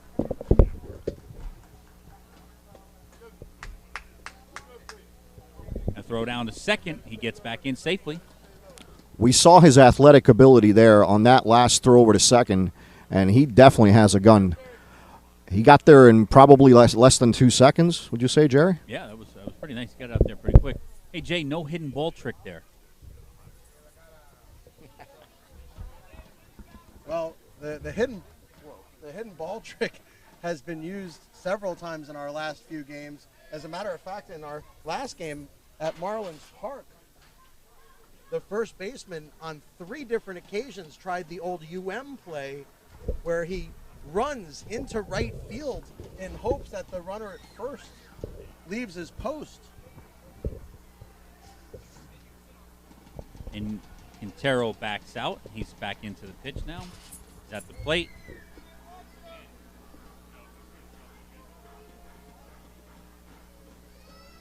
Strike, swinging. He struck him out. Big strikeout there by Bolanos. That's a huge play for Hialeah right there, getting the second out. I really like the stuff that this kid Bolanos has got there. He's come in and shut the door since they put the 4 runs up, keeping him in the game. It just seems insurmountable right now. Absolutely. Well, they're going to have to do the damage with the bats once they get their chance. A generous strike in the outside corner. The home plate umpire's been calling that all night. The pitchers, not only the pitchers have to adjust, but the hitters have to adjust to that as well. Yeah, to be fair, both pitchers are getting that outside corner. Definitely. I think anything near as a hitter, you got to try to go after it if you're looking to get a hit. Wow, and then he got the inside corner. He's getting both corners now, and batter's shaking his head here. Yeah, the batter's definitely in defensive mode right now. 2 strikes. And a late swing and a weak rounder. Nice high hop for the second baseman, and he is out. Side is retired. They left that runner in scoring position. They strand the runner there. Well, let's see. Time is running out on Hialeah. But they got a shot now. They got a little bit of confidence with that great pitching and defense. Let's see what they can do and get some ducks on the pond. Oni, you had said before in that inning that the umpire had been calling that strike all night. And you would know firsthand, as Glenn Wilder has done a number of our AUBL Miami games, and not only has he been calling that strike all night, he's been calling it for 5 years. We've been watching Glenn Wilder, and his strike zone has been absolutely consistent the entire time we've known him. I couldn't agree more, Jay. I've had the chance to sit in front of him a few times and get those strikes. So, if you could ask any umpire a gift before each game, as one word, it's consistency. Wouldn't you agree, Jerry? Yeah, I'll answer that, Laszlo. What we don't want as players and as managers is for what we call a strike zone on skates. And you'll hear that term used by managers and players, a strike zone on skates. The one thing that you ask of a home plate umpire is to be consistent with his strike zone, not only consistent for both teams, but consistent in general. If there's a certain pitch on the outside corner that he's calling for a strike, call it a strike. That's fine. At least we know where the strike zone is. Right, call it for both sides, absolutely. Jerry? All right, Jay, now we're going to go to the top of the 6th here with the Lions leading 4-0, visiting Hialeah, looking to get on the board. You know, Jay, it's not just a job of the hitters and the pitchers to adjust. These coaches, they got to see it.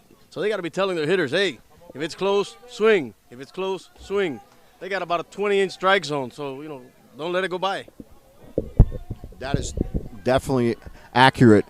And let's see what the Hialeah team does on their first at-bat here in the 6th inning. Idair Garcia comes to the plate. And he takes a curveball for strike 1.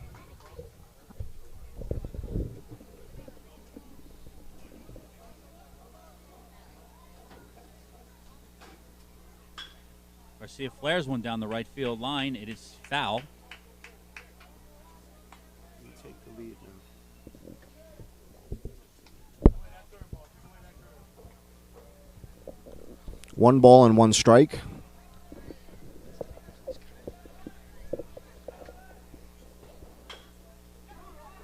And a grounder back up the middle. The pitcher will take it himself and go to first to get the out. Nice pitch to get the ground ball. Nice and easy over to first base. 1 away. 1 less opportunity again for this Hialeah squad. This is one of the most dominant pitching performances we have seen in recent memory for our broadcast.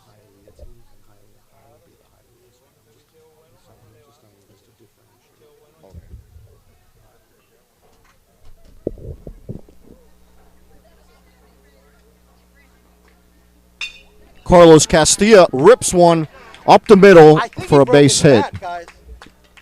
That's a very good possibility, judging by the sound of that bat. An aluminum bat, he'd be very strong here, Jay. Hey, it wouldn't be the first one I've seen broken. Or possibly quite a big dent put into it, at the least. Let's keep our eye on the bat and see if they use it again.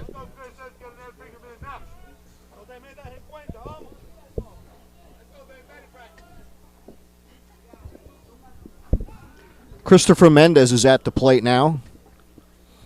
So they do have a runner on base. Not in scoring position yet, but I'm sure they're working on that, as he's got quite a decent lead at first base.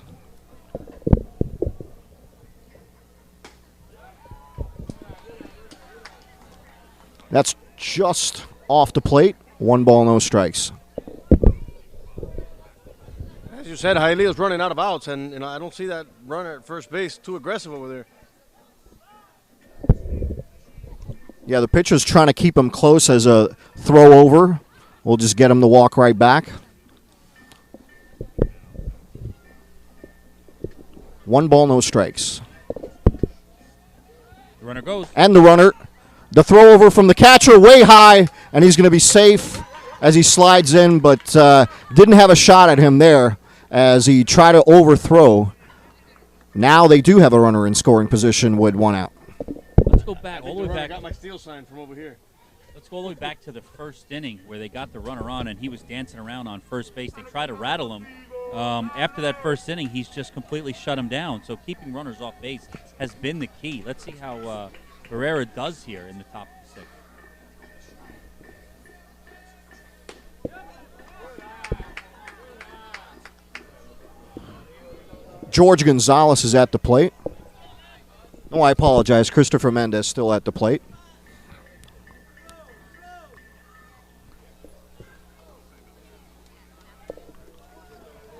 Two balls and a strike.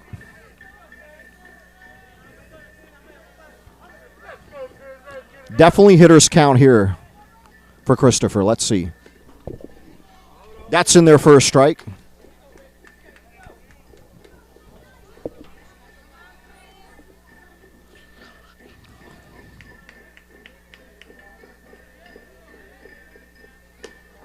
And he walked him. So 2 runners on base now for Hialeah Educational Academy. The first sign of trouble for the Lions. Uh-oh. With less than It's 2 gonna warrant outs. A visit. We're going to have a meeting on the mound. Head coach just like Nick I said. James on his way to the mound, as is the entire infield. Guys, is this a strategy discussion or is this a timeout, as it were, trying to get the momentum back? I think they're just trying to settle their pitcher down. They know he's got top-notch stuff. Get him a little bit of a breather, and let's see if he can come right after this next batter. And also, I mean, it's a cleanup hitter that's coming up next, so they're trying to be careful and trying to keep the ball low, hoping for that ground ball. Absolutely. I think mixing the breaking balls in there, even though you don't want everyone to be a breaking ball, definitely mixing up in there, you'll have a lot better opportunity to get a double play, as there'll be an out at every bag except for home plate. And don't look now, guys, but the tying run is in the on-deck circle. There you go. If I was a coach out there, I'd say 3 words. Keep it low. That's it. Got to be very selective as a hitter right now at the plate.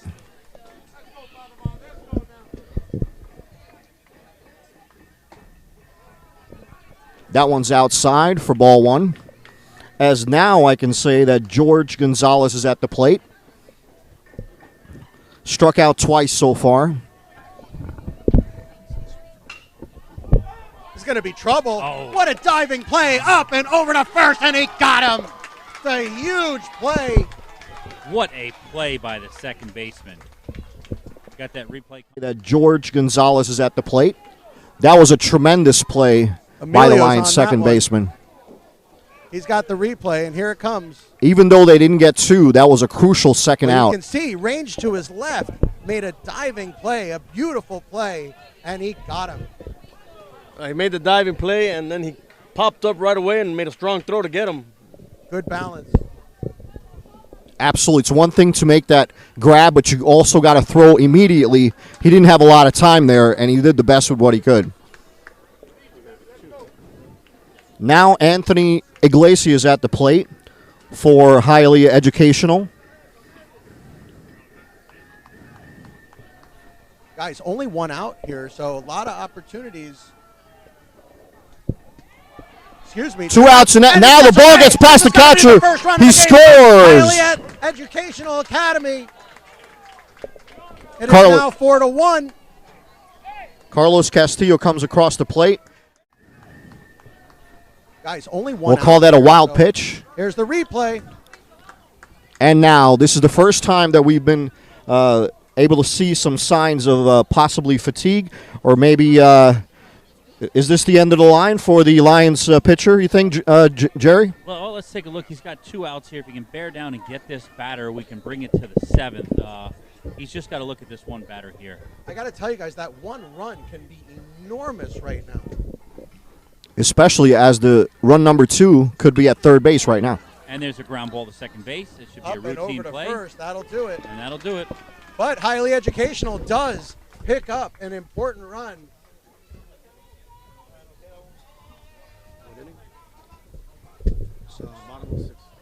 We go to the bottom of the 6th inning. You are watching HSBN Live from The home of the Lions. Westminster Academy. I almost said Martinez Park, Jay. You know, and I wouldn't have minded had you done it.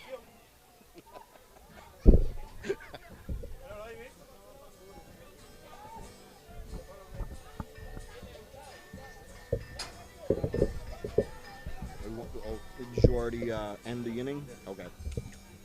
So now we're going back to Westminster. Okay. Should be 14-9 and then 4. Okay. Cool. Well, let's see. Are you bringing in the same pitcher? Same pitcher, right? As last inning. Sucks. I can't see the number on the front. Guys, mute him up. Mute him up. Mute him up.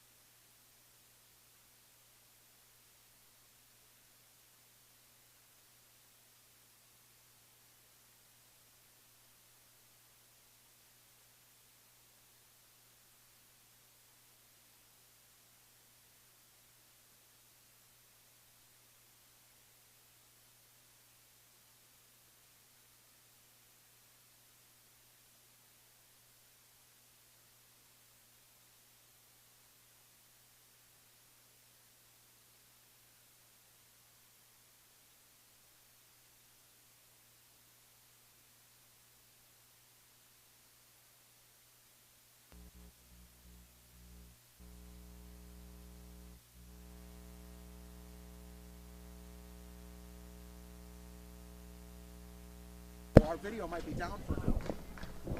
And we start the bottom of the 6th here. And you can see Emilio Rally Lujo using at that bat triple for split Westminster screen. Academy. Gotta love that. Love that triple split screen, guys. Raleigh Lujo takes the ball high. Lujo 0 for 2 so far.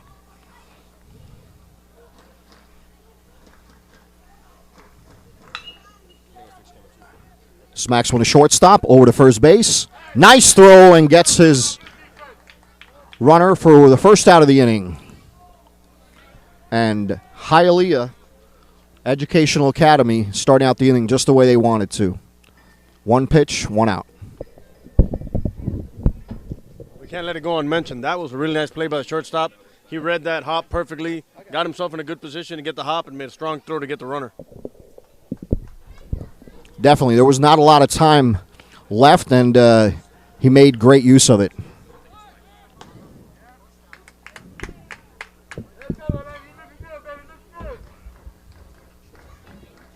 Number 9, Diego Calcedo at bat. Hitting our favorite number 9 slot. Has grounded to second base twice tonight. And there's a foul ball just outside the on-deck circle.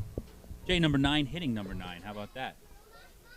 And right now, Westminster, what's on their mind is to get that momentum back, because 4-1 is not all that comfortable right now. I can guarantee you that Nick James is thinking about ways to get another, at least 1, if not more, runs in right now.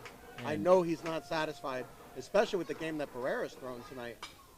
Foul back. That'll reach the seats. It would be a real shame to not win a game that's been thrown so well by his starting pitcher. Jay, I think the biggest question right now is, will he come out? Will he come out for the 7th? Well, it all depends. You know, Anthony Utariello, if he were here tonight, would give us the rule on how many pitches you can throw in a week and how many pitches in a night. And I believe it's 105 you can throw in one game. But we also have to temper that with how many can be thrown in a week.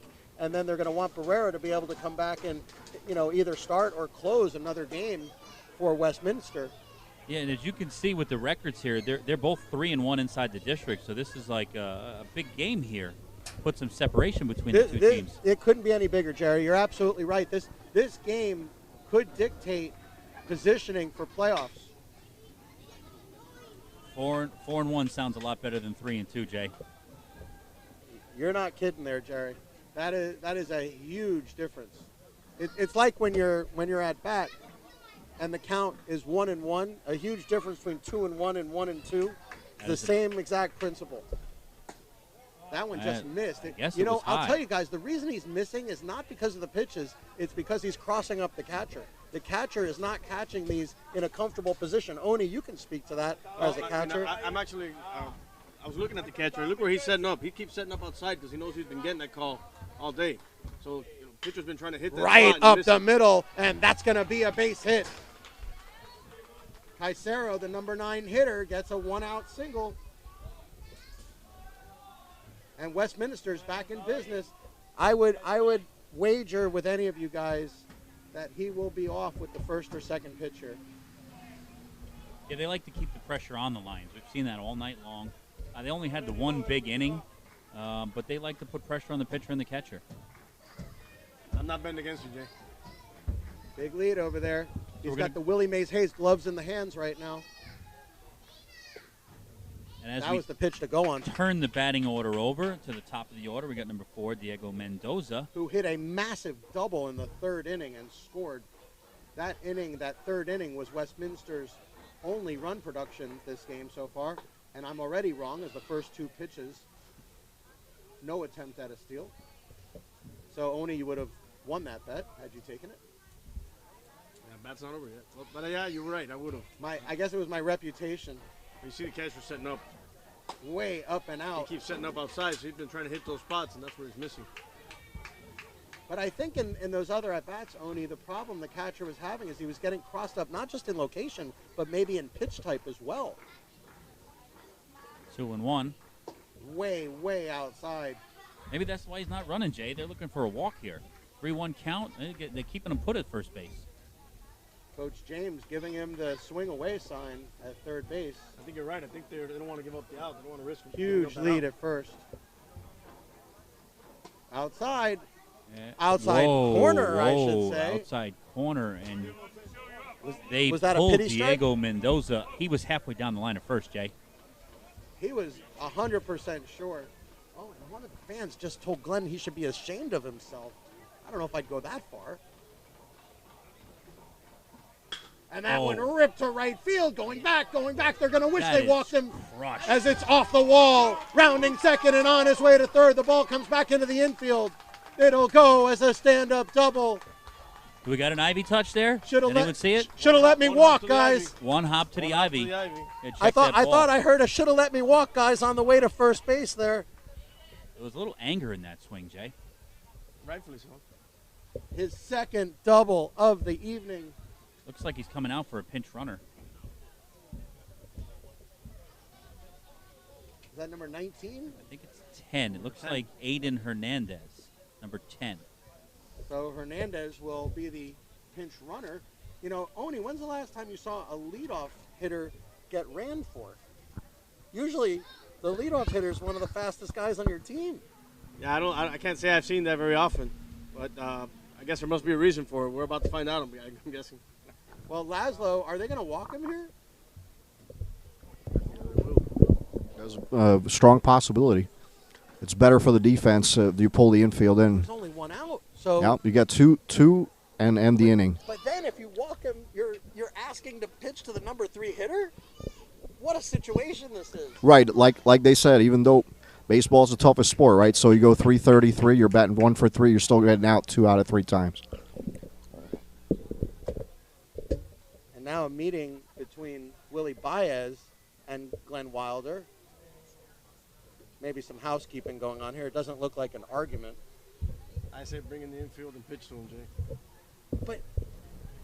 But aren't you supposed to keep the shortstop and second baseman back if for a double play? If you again, you're saying to pitch to him, but wouldn't the idea here?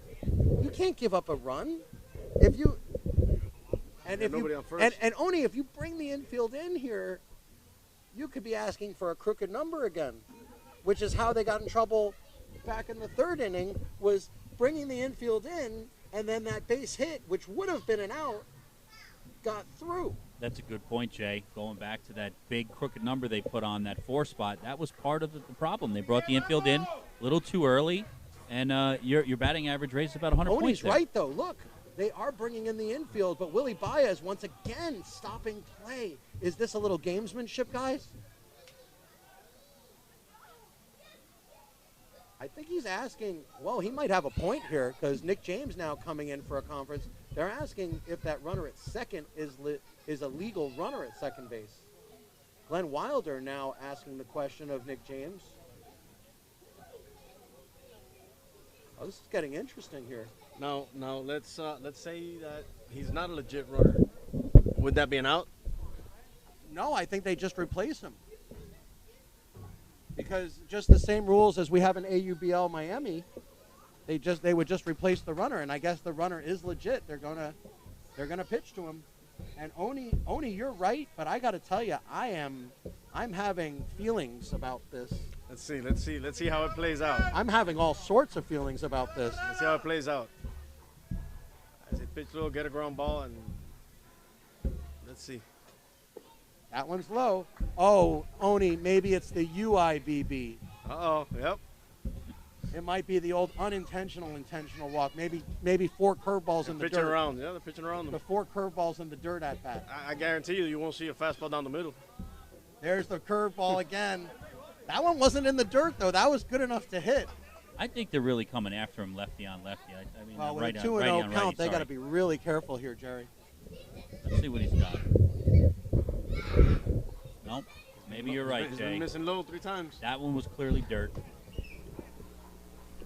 Ball Yeah, they four's might as well coming right point now. Yeah, they might as well point now. So who So wins there you that go. bet, Jay? You and Oni. Who comes out on top on that one? So 3 wasted pitches for no reason. I think it's even. I think it's even because I In the didn't end, get the ground ball. in the end, it was an intentional walk, but it didn't start that way. I think it's a smart play by the manager, and let's see if they can get this doubled up, and Hialeah will have one more opportunity at the plate. Yeah, I'm with you, Laszlo. I think they should have just, from the very beginning, just given him first base and not force the pitcher to throw 3 pitches out of the strike zone. Well, number 2, Logan Rydell, will come up with the bases loaded. Real big spot here for Logan. I think they wanted to see if he'll chase, but he stayed strong. Yeah, I agree. You got to throw him a couple pitches, see if you get that ground ball. Rydell keep the runners where they're at. Rydell had an RBI Absolutely. hit in that rally in the 3rd inning. First baseman comes out for a conference. At the same time, once you throw those pitches, you're out of the strike zone. Now you mentally got to prepare yourself to come back in here. That's the point I was trying to make, is he made him throw 3 pitches out of the strike zone. And now you can see the result. He's lost his focus on the strike zone. And I'm going to go against my own judgment here and say that another bad side to doing that. You also run the risk of getting a pass ball because you're trying to, you're throwing balls in the dirt. You're throwing it away and you're giving away that run. As a catcher, I'm sure you're aware of that. Oh, yeah. Popped up, out of play. Fouled straight back. I'll just say Hialeah Educational has kind of run out of options at this point. They got to try to prevent any runs from coming across that plate. Yeah, Laszlo, this is a huge situation here. If Westminster can put up another few runs here, they might be able to knock Hialeah Academy right out of this game. And the pitcher has to throw strikes because there's nowhere to put anybody, That's right. And he does, and that one is ripped to left center field. It's going to go all the way to the wall. 1 run will score, rounding third on his way. 2 runs will score, rounding third on his way. 3 runs will score. It's a base clearing double, just as we feared. Another one hopper to the Ivy, guys. A tremendous. 1 run will score, rounding third on his way. Took that fastball to left center field, and an incredible opportunity for the Lions. They made good use of it. Now 7 runs on the board. It's going to be very difficult for Hialeah Educational to come back in this one.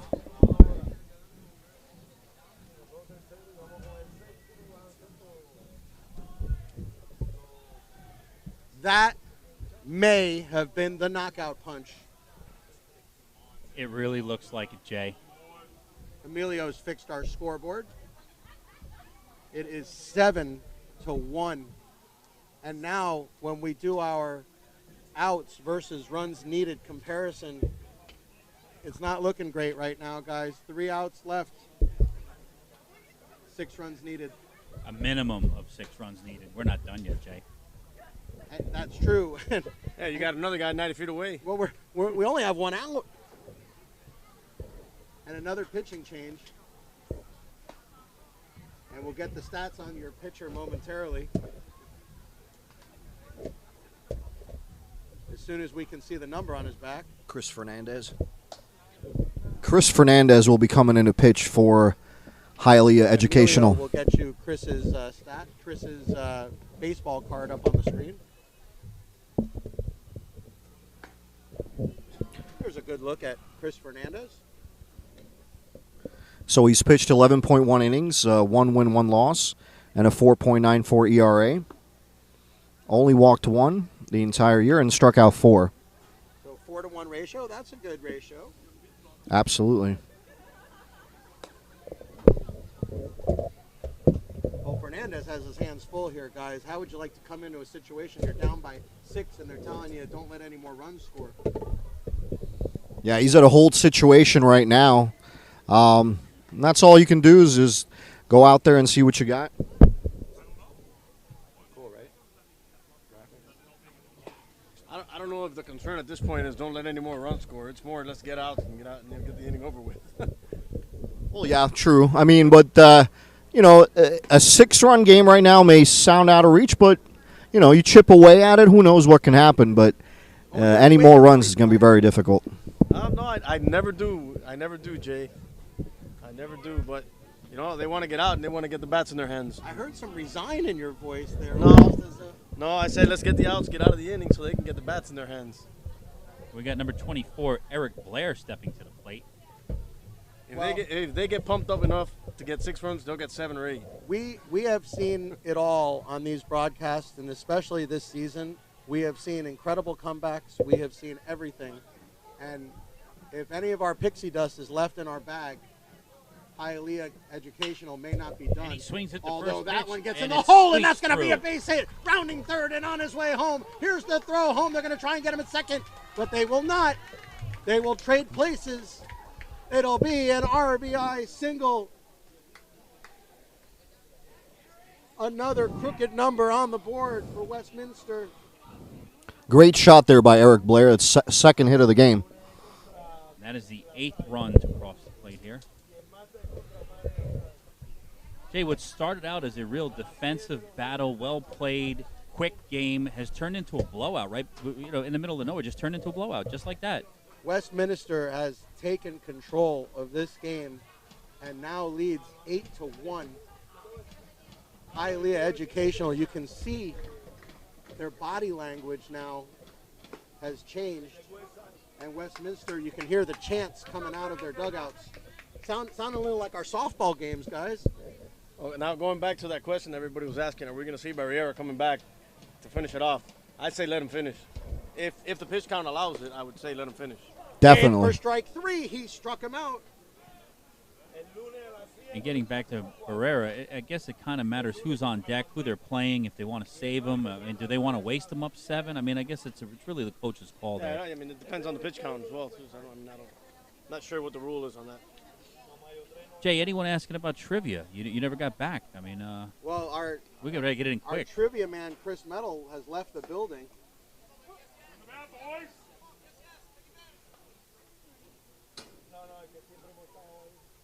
I even made mention when it was still 0-0. Just to be funny, the first team to score wins. It might actually hold up, but I did not think we were going to have 9 runs across the board at this time. Looks like it's going to hold up. Hey, Jay, here's a trivia question. Let's see if anybody knows what Chris's radio show name is. He says it almost every broadcast, Yeah, so let's there's see if going to be anybody somebody. let's see if someone knows it. Looks like What we've is a- the name of Chris Famino's radio show on Skyhawk Radio? Looks like we have a pinch hitter here. Let's get his name announced. Ethan Muller. You know, when these guys get on TV, they really want their name announced, and he's in the game for good reason here. So let's see what he's got. Curveball in for strike 3. He struck him out. That'll do it. But the damage is done. Westminster puts up another 4-burger on Hialeah Academy, and now a big meeting going on. Hialeah Academy. You can see the meeting on your screen. The entire team is meeting near third base. And it looks like we got a new pitcher. And we do have a new pitcher, number 22.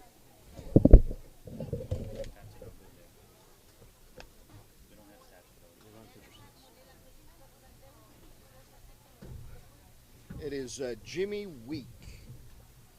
W-I-E-C-K. Okay, Jimmy Week coming in. Jay, after that 4 spot, you just want to just slam this door shut. You just want to get 3 up, 3 down, and get out of Dodge. Definitely, they want to save their ace for another day, another game, and they have enough of a lead right now where he should be able to cruise through this inning. Yeah, but pretty we'll much, see. Like we said, it was a coach's decision there. We don't know what they have on, what's coming up. You know, it's nice for the kid to finish the game, but they want to save him for something down the line. Absolutely. With the playoffs around the corner, you definitely want your best starters ready and fresh. So definitely a good move by the manager. All right, and let's have Jacob give the stats on Jimmy Weeks. The stats for Jimmy Weeks is going to be 17 innings pitched. He has 31 strikeouts, 12 walks, and boasts a 1.65 ERA. Thank you, Jacob. Jacob is new to our broadcast team. Is his first night tonight, and I gotta say, guys, he has done a dynamite job on the cameras because it is hard working these cameras here on our Sling Studio, and Jacob has been bouncing around all night, and it doesn't hurt that he's like 6'7". He doesn't even need a ladder. I'm running around with a ladder all night, and Jacob's just, reaching in front of his face. The human ladder. And Jay, So we have a nickname already. His height, but if you also look at him, the rest of us aren't going to be running around as quick as that gentleman is. Yeah, I think I outweigh him by 70 pounds. Hey, how about them jams in between innings, huh? Yeah, hopefully we won't get copyrighted on it.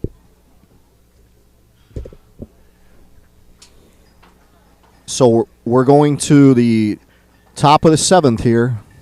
Last chance for Hialeah Educational. This is it, guys. 3 outs, 7 runs needed. And number 7, Ivan Zambrano will lead it off. Maybe that's a little sign there. 7 runs down, number 7 leading it off. I think you're wishful thinking, Jerry. Hey, lucky 7, right? Well, we here at HSBN Live do not have a rooting interest in any of our games, so we don't ever want to be accused of rooting for anybody, but it's always nice to see a close game. I'll tell you right now, if they tie this game up, I'm going to the nearest gas station and getting some scratch-offs. What do you think, guys? Popped up, out of play. Back out of play. Hope my car is safe. That one's 77 miles an hour.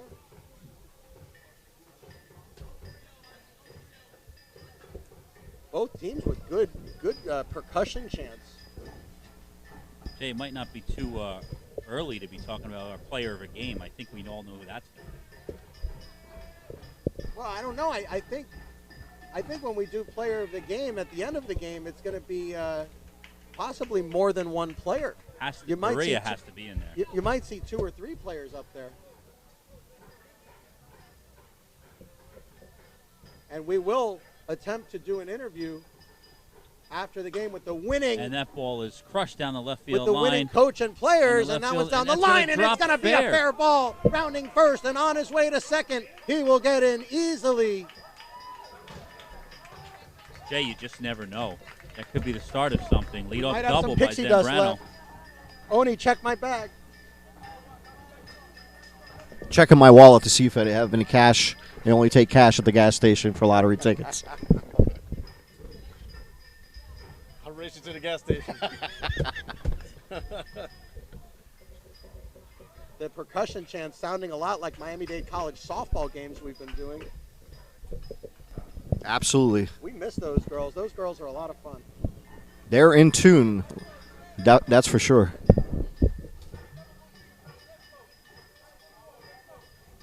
Coming to the plate, number 26.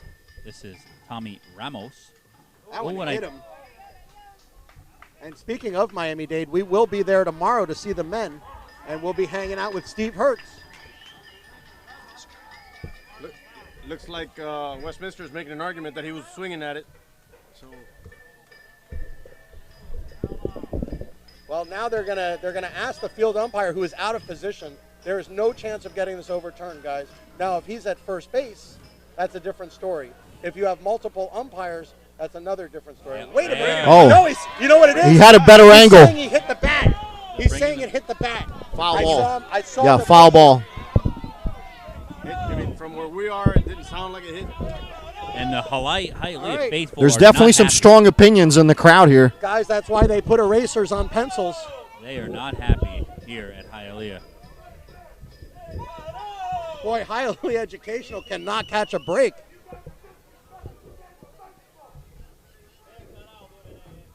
Some harsh comments coming out from the dugout.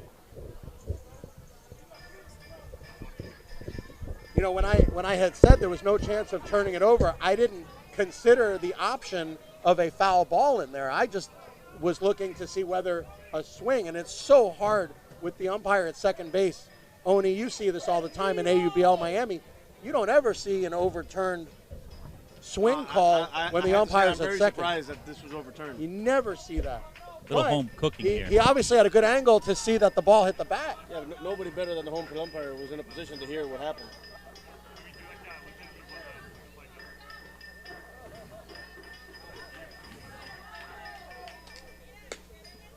Well, regardless, we are back ready for action. I'll say this much. The home plate umpire must have had the slightest doubt in his mind to be able to go over to the other umpire, get his opinion, because that's why you work as a team with a two-man crew. Sometimes the other umpire at shortstop has a better angle. That's He's coming back inside again. Runner will move over to third base on a wild pitch.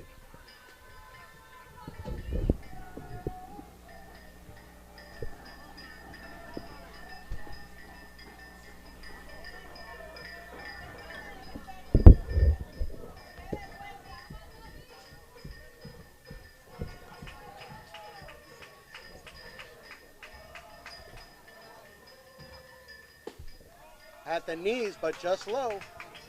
And Jay, not only was the hit by pitch overturned, that's the only strike in the at bat. 3-1. That's the only strike. That one was close. And I think it was the arm slot coming in at sidearm is why he didn't get that one. And that one hits the center field, going back, but it's too high, and it will come down, and he makes the catch. This will score a run, but trading it out for a run is not what Hialeah Educational wants to do at this point. So Ramos put a charge into it, but again, right in front of that 385 sign, right in front of the ivy, about as deep as you can go without hitting it out. He got just under the baseball a little bit. If he had hit that one clear onto the bat, that might have gone out of here, Jerry. Yeah, I don't know if we have any wind issues out there. I see the flags are moving. But, yeah, he must have just got under it, but he did put a right into it. Yeah, that ball traveled 380 feet. Definitely, yeah. He just caught it just a couple of feet shy of that 385 mark in center field. Yeah, and Laszlo, I think also because the air is so heavy right now, I think that ball just couldn't get through that thick air going out. Definitely, very possible. Yeah, it's a very humid night. Coming to the plate is number 8. Rene Lastres.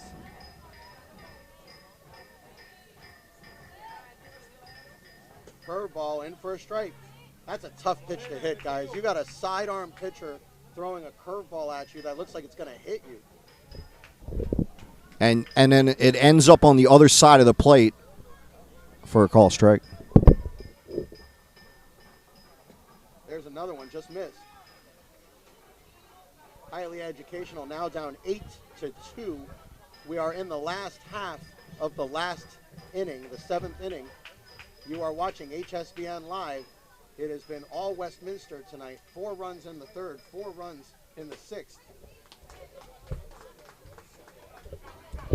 The healthy cut there. Living on that outside corner. That one he probably should have stayed away from. What do you think, Jerry? Yeah, I believe he should have. He took a real healthy rip at that one, but that wasn't the pitch to swing at. No, it's like Jay says. I mean, it was way outside, but when you're standing there coming from a side armor like that, it looks like a strike all the way until it disappears on you. Yeah, absolutely. Very tough to pitch. And this pitcher, brand new to the game, so you've been used to seeing somebody throw completely differently for the entire game. It's very tough on the highly educational batters. And Laszlo, also, the other thing, he's throwing a lot of curveballs. Usually these sidearm pitchers don't throw that many of them, and it's almost a steady diet of curveballs they're getting. So I think if these highly educational hitters get onto that, they'll stick their left shoulder in and stay on that curveball. True. And when you've seen that many of them, you're expecting the next one to be the same. Maybe he'll fool them with a different type of pitch coming up. Well, he might have to here. The 2-2 is hammered. Fly ball to right field, settling under it, and he makes the catch. Another loud out, Jay, and we are down to our final out of the game.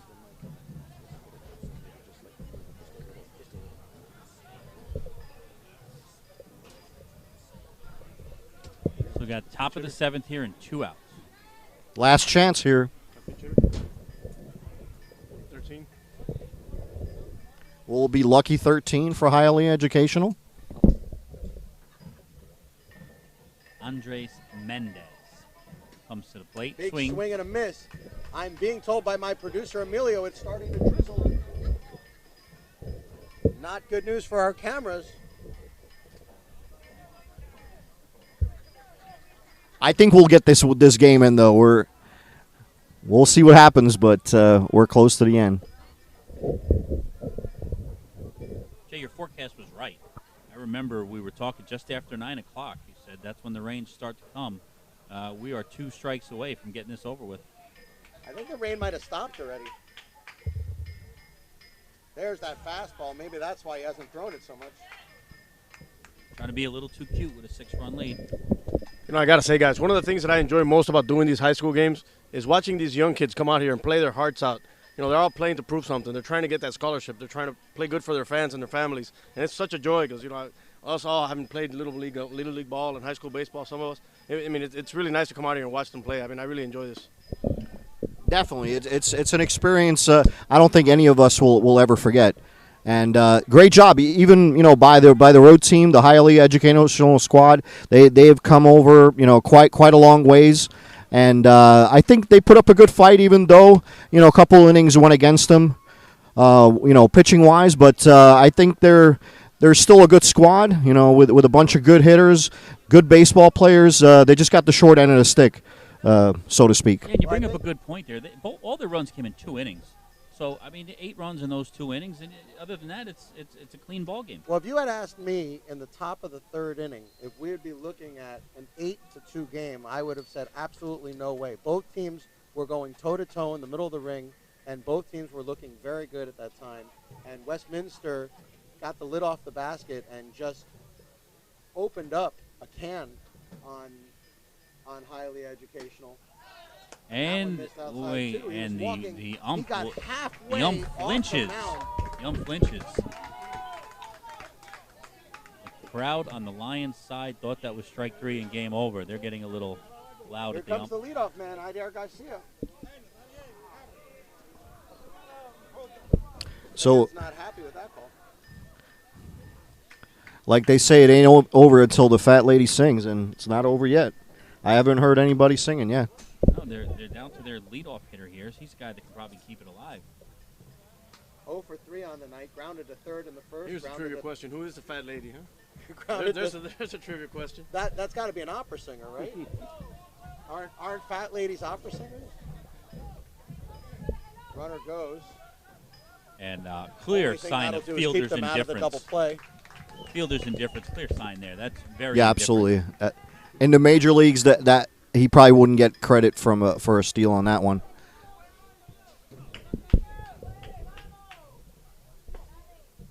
Ball low.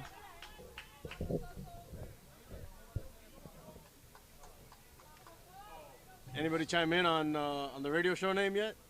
I do not have any guesses on. Or on the fat lady's name?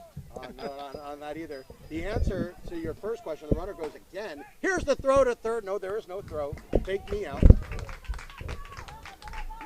Fielder's indifference again, but the answer to our trivia question is the radio show that our Christopher Firmino does is called the Chris Metal Radio Show on Skyhawk Radio. And I believe the fat lady only is an opera singer. But there may have been an original fat lady, so we'll see if somebody can get through and see the answer for that one. You just never know what you're going to hear, guys, do you? I mean, that's why you have to stay for the final out. Absolutely. Hialeah Educational hanging on by their fingernails. It is 8-2, down to their final out. Big swing and a miss. He struck him out. That'll do it. We will have a post-game interview with Coach Nick James and our player and players of the game. We want to thank everybody for joining us tonight, and we will have our post-game interview shortly. Don't go anywhere. You are watching HSBN Live.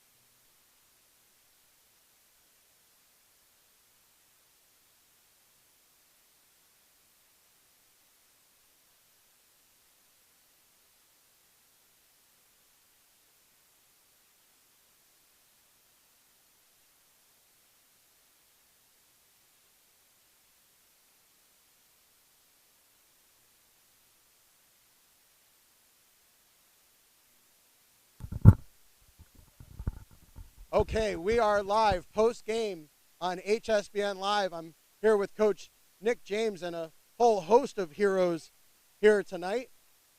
Coach, tonight you had a tough ball game. We knew coming into tonight's game that tonight was going to be a hard game. While the score looks lopsided, we know the beginning of this game through 3 innings, it was definitely anything but lopsided, a very tight first 3 innings. Both teams were 3-1 in the district coming into tonight. I know this was an important game for both teams. Give us an idea of what you were thinking coming into tonight and through the first 3 innings of this game. Sure. Yeah, tonight the win, we both knew that, going against Hialeah, the win would have bye implications. So it was important for us, to try and get a win tonight, secure the 2 seed in the district, and then have that ability to get the bye into the first round. So we've seen Hialeah play. We've got a lot of respect for their program. Willie does a great job there. They're fast, they're strong, they're athletic, they're big, they're physical. So our goal, we got lucky with the wind blowing in and keeping the baseball down. We were able to play some situational small ball and take advantage of that early. And then we were able to, hand it to our guys on the mound and get the job done. It was a beautiful evening and a very windy evening to start. And as the night went along, the temperature changed and also the air got very heavy. It was hard to get the baseball out. So as the 3rd inning progressed and your team started to put up runs, was there a sense of confidence, a change in confidence in the dugout, or was it more just a sense of jubilation? Sure. I mean, I think we talk about baseball being a game of momentum, trying to play clean. And traditionally this year, every time we've played clean, win the freebie war, not give away free bases, free errors, anything else like that, we're going to come out on the successful end a lot. And tonight, was pretty indicative of that. I thought we did a good job defending. I thought we had some quality at bats. We got some clutch 2-out RBIs and didn't beat ourselves, which is, from a young team with what we have, that's what we've done, several times this year. So it's good to see that we pulled it all together tonight. As the game progressed, you had a 4-0 lead and then a 4-1 lead. And I know at that time, what was probably on your mind was on my mind, which is it's not enough. We need more runs. And as we came into the 6th inning, your team responded. Absolutely. With Hialeah, again, as physical as they are, they've got just an offensive juggernaut, with 3 or 4 guys with multiple home runs in the lineup, big physical group. So, in a park and, high school baseball and high school players, I don't think any lead is big enough. So to tack on a few extra runs there at the end, that was imperative. And then we were able to get Brandon out of the game, heading into the 7th, keep his pitch count low, looking into next week, and then, give it to Jimmy. So that was great. Well, you mentioned Brendan, Lynn. Let's continue on Brendan. Brendan, being a freshman, and a very impressive freshman at that, had a great game tonight. Talk a little bit about the poise and the confidence of this great freshman. Sure. I've had the pleasure of working with Brandon since he was, probably 10 years old. Seen him develop a lot along the way. He's a big game pitcher. He pitched for Team USA and gold and silver medal games, internationally. He's considered to be one of the best arms in the country for his age group, and, it showed tonight. And I'll turn to Brendan himself. Brendan, you are our HSBN Live Player of the Game tonight. Give us an idea coming into this game. What was on your mind, and what were you trying to accomplish coming in? Well, on my mind, I was just trying to attack, get ahead on these batters because I knew what they could do. Just trying to put them away with all my pitches and try to throw as many strikes as I could. Your fastball seemed to have some good run on it tonight. A lot of good movement on your fastball, and you also seemed to throw strikes tonight. Was your game plan coming in to throw strikes early in the count? Of course, it always is. Always. Sometimes I fell behind, but kept myself composed, and I came back. It seemed as though, even though it was your fastball early in the game, it was really your breaking ball later in the game that was doing most of the damage, and you were getting the Hialeah educational hitters to chase on that curveball in the dirt. Talk a little bit about that pitch. I consider that probably my best pitch because I have so much confidence with that. Because I know I can throw it for a strike, I can throw it for a put it away pitch, I can throw it for anything. If you call it, I'll throw it for a strike or whatever you want. Well, we'll get to the other players here, but for now, congratulations to Brandon Ferreira for a great pitching performance on our HSBN Live Player of the Game. And now, Coach, I'll let you introduce the other players that are here tonight. Sure. We've got our catcher and our 5-hole hitter tonight, Isaac Ferrer, and our 4-hole hitter, freshman left fielder, Eric Blair. So let's start with Blair. Blair, you went 3 for 4 tonight. You had a big night tonight, and you played a big part in both of the 4-run innings tonight. What was your approach coming into this game in terms of your hitting approach? For tonight, my approach is just hit the ball hard, hit it up the middle, score runners. when we started tonight and when we went through the first 3 innings, we noticed that the game was very tight, and then it was really after your hit in the fourth inning, the third inning, that the game started to open up a little bit. You know, talk about that feeling of relief knowing that you helped get the game broken open like that. It's great just getting it started, getting all the runs, starting to get all the runs in. It just feels great. Well, we thank you very much for being with us, and congratulations on a great game tonight. 3 for 4 for Blair. And now we'll go to Ferreira. Ferreira, you also had a great game behind the plate tonight. 1 for 3 with a walk. Tonight, as you know, as a catcher and catching this, this young lefty phenom, the ball moving all over the place. Give us an idea what it was like catching Barrera tonight. Catching him was a lot of fun. I have a lot of confidence in him. With every pitch he throws, I'm just confident that I'll get around it on a breaking ball or a fastball would blow by the pitcher. So he did all the work. I was just there enjoying it. When you guys had when you had the double back in the second inning, it was a nice shot. Were you looking for a pitch there? Were you zoned in for your pitch? Oh yeah, I was looking for the fastball, something I could just drive, and I got it. So I swung at it. Well, you played great, and we congratulate you on a great game tonight, and to everybody here, a wonderful game on behalf of Westminster, and for Coach Nick James, we want to congratulate you on a great game tonight. Thank you for everything you guys are doing. Appreciate it. We are glad to do it. We had a ball here tonight, and for myself and my entire broadcast crew, we want to say thank you, everybody, for joining us here tonight, and we will see you tomorrow on our Channel 2 on the South Florida Broadcast Network. It will be Miami-Dade College versus Palm Beach State. Thank you, everybody, and good night.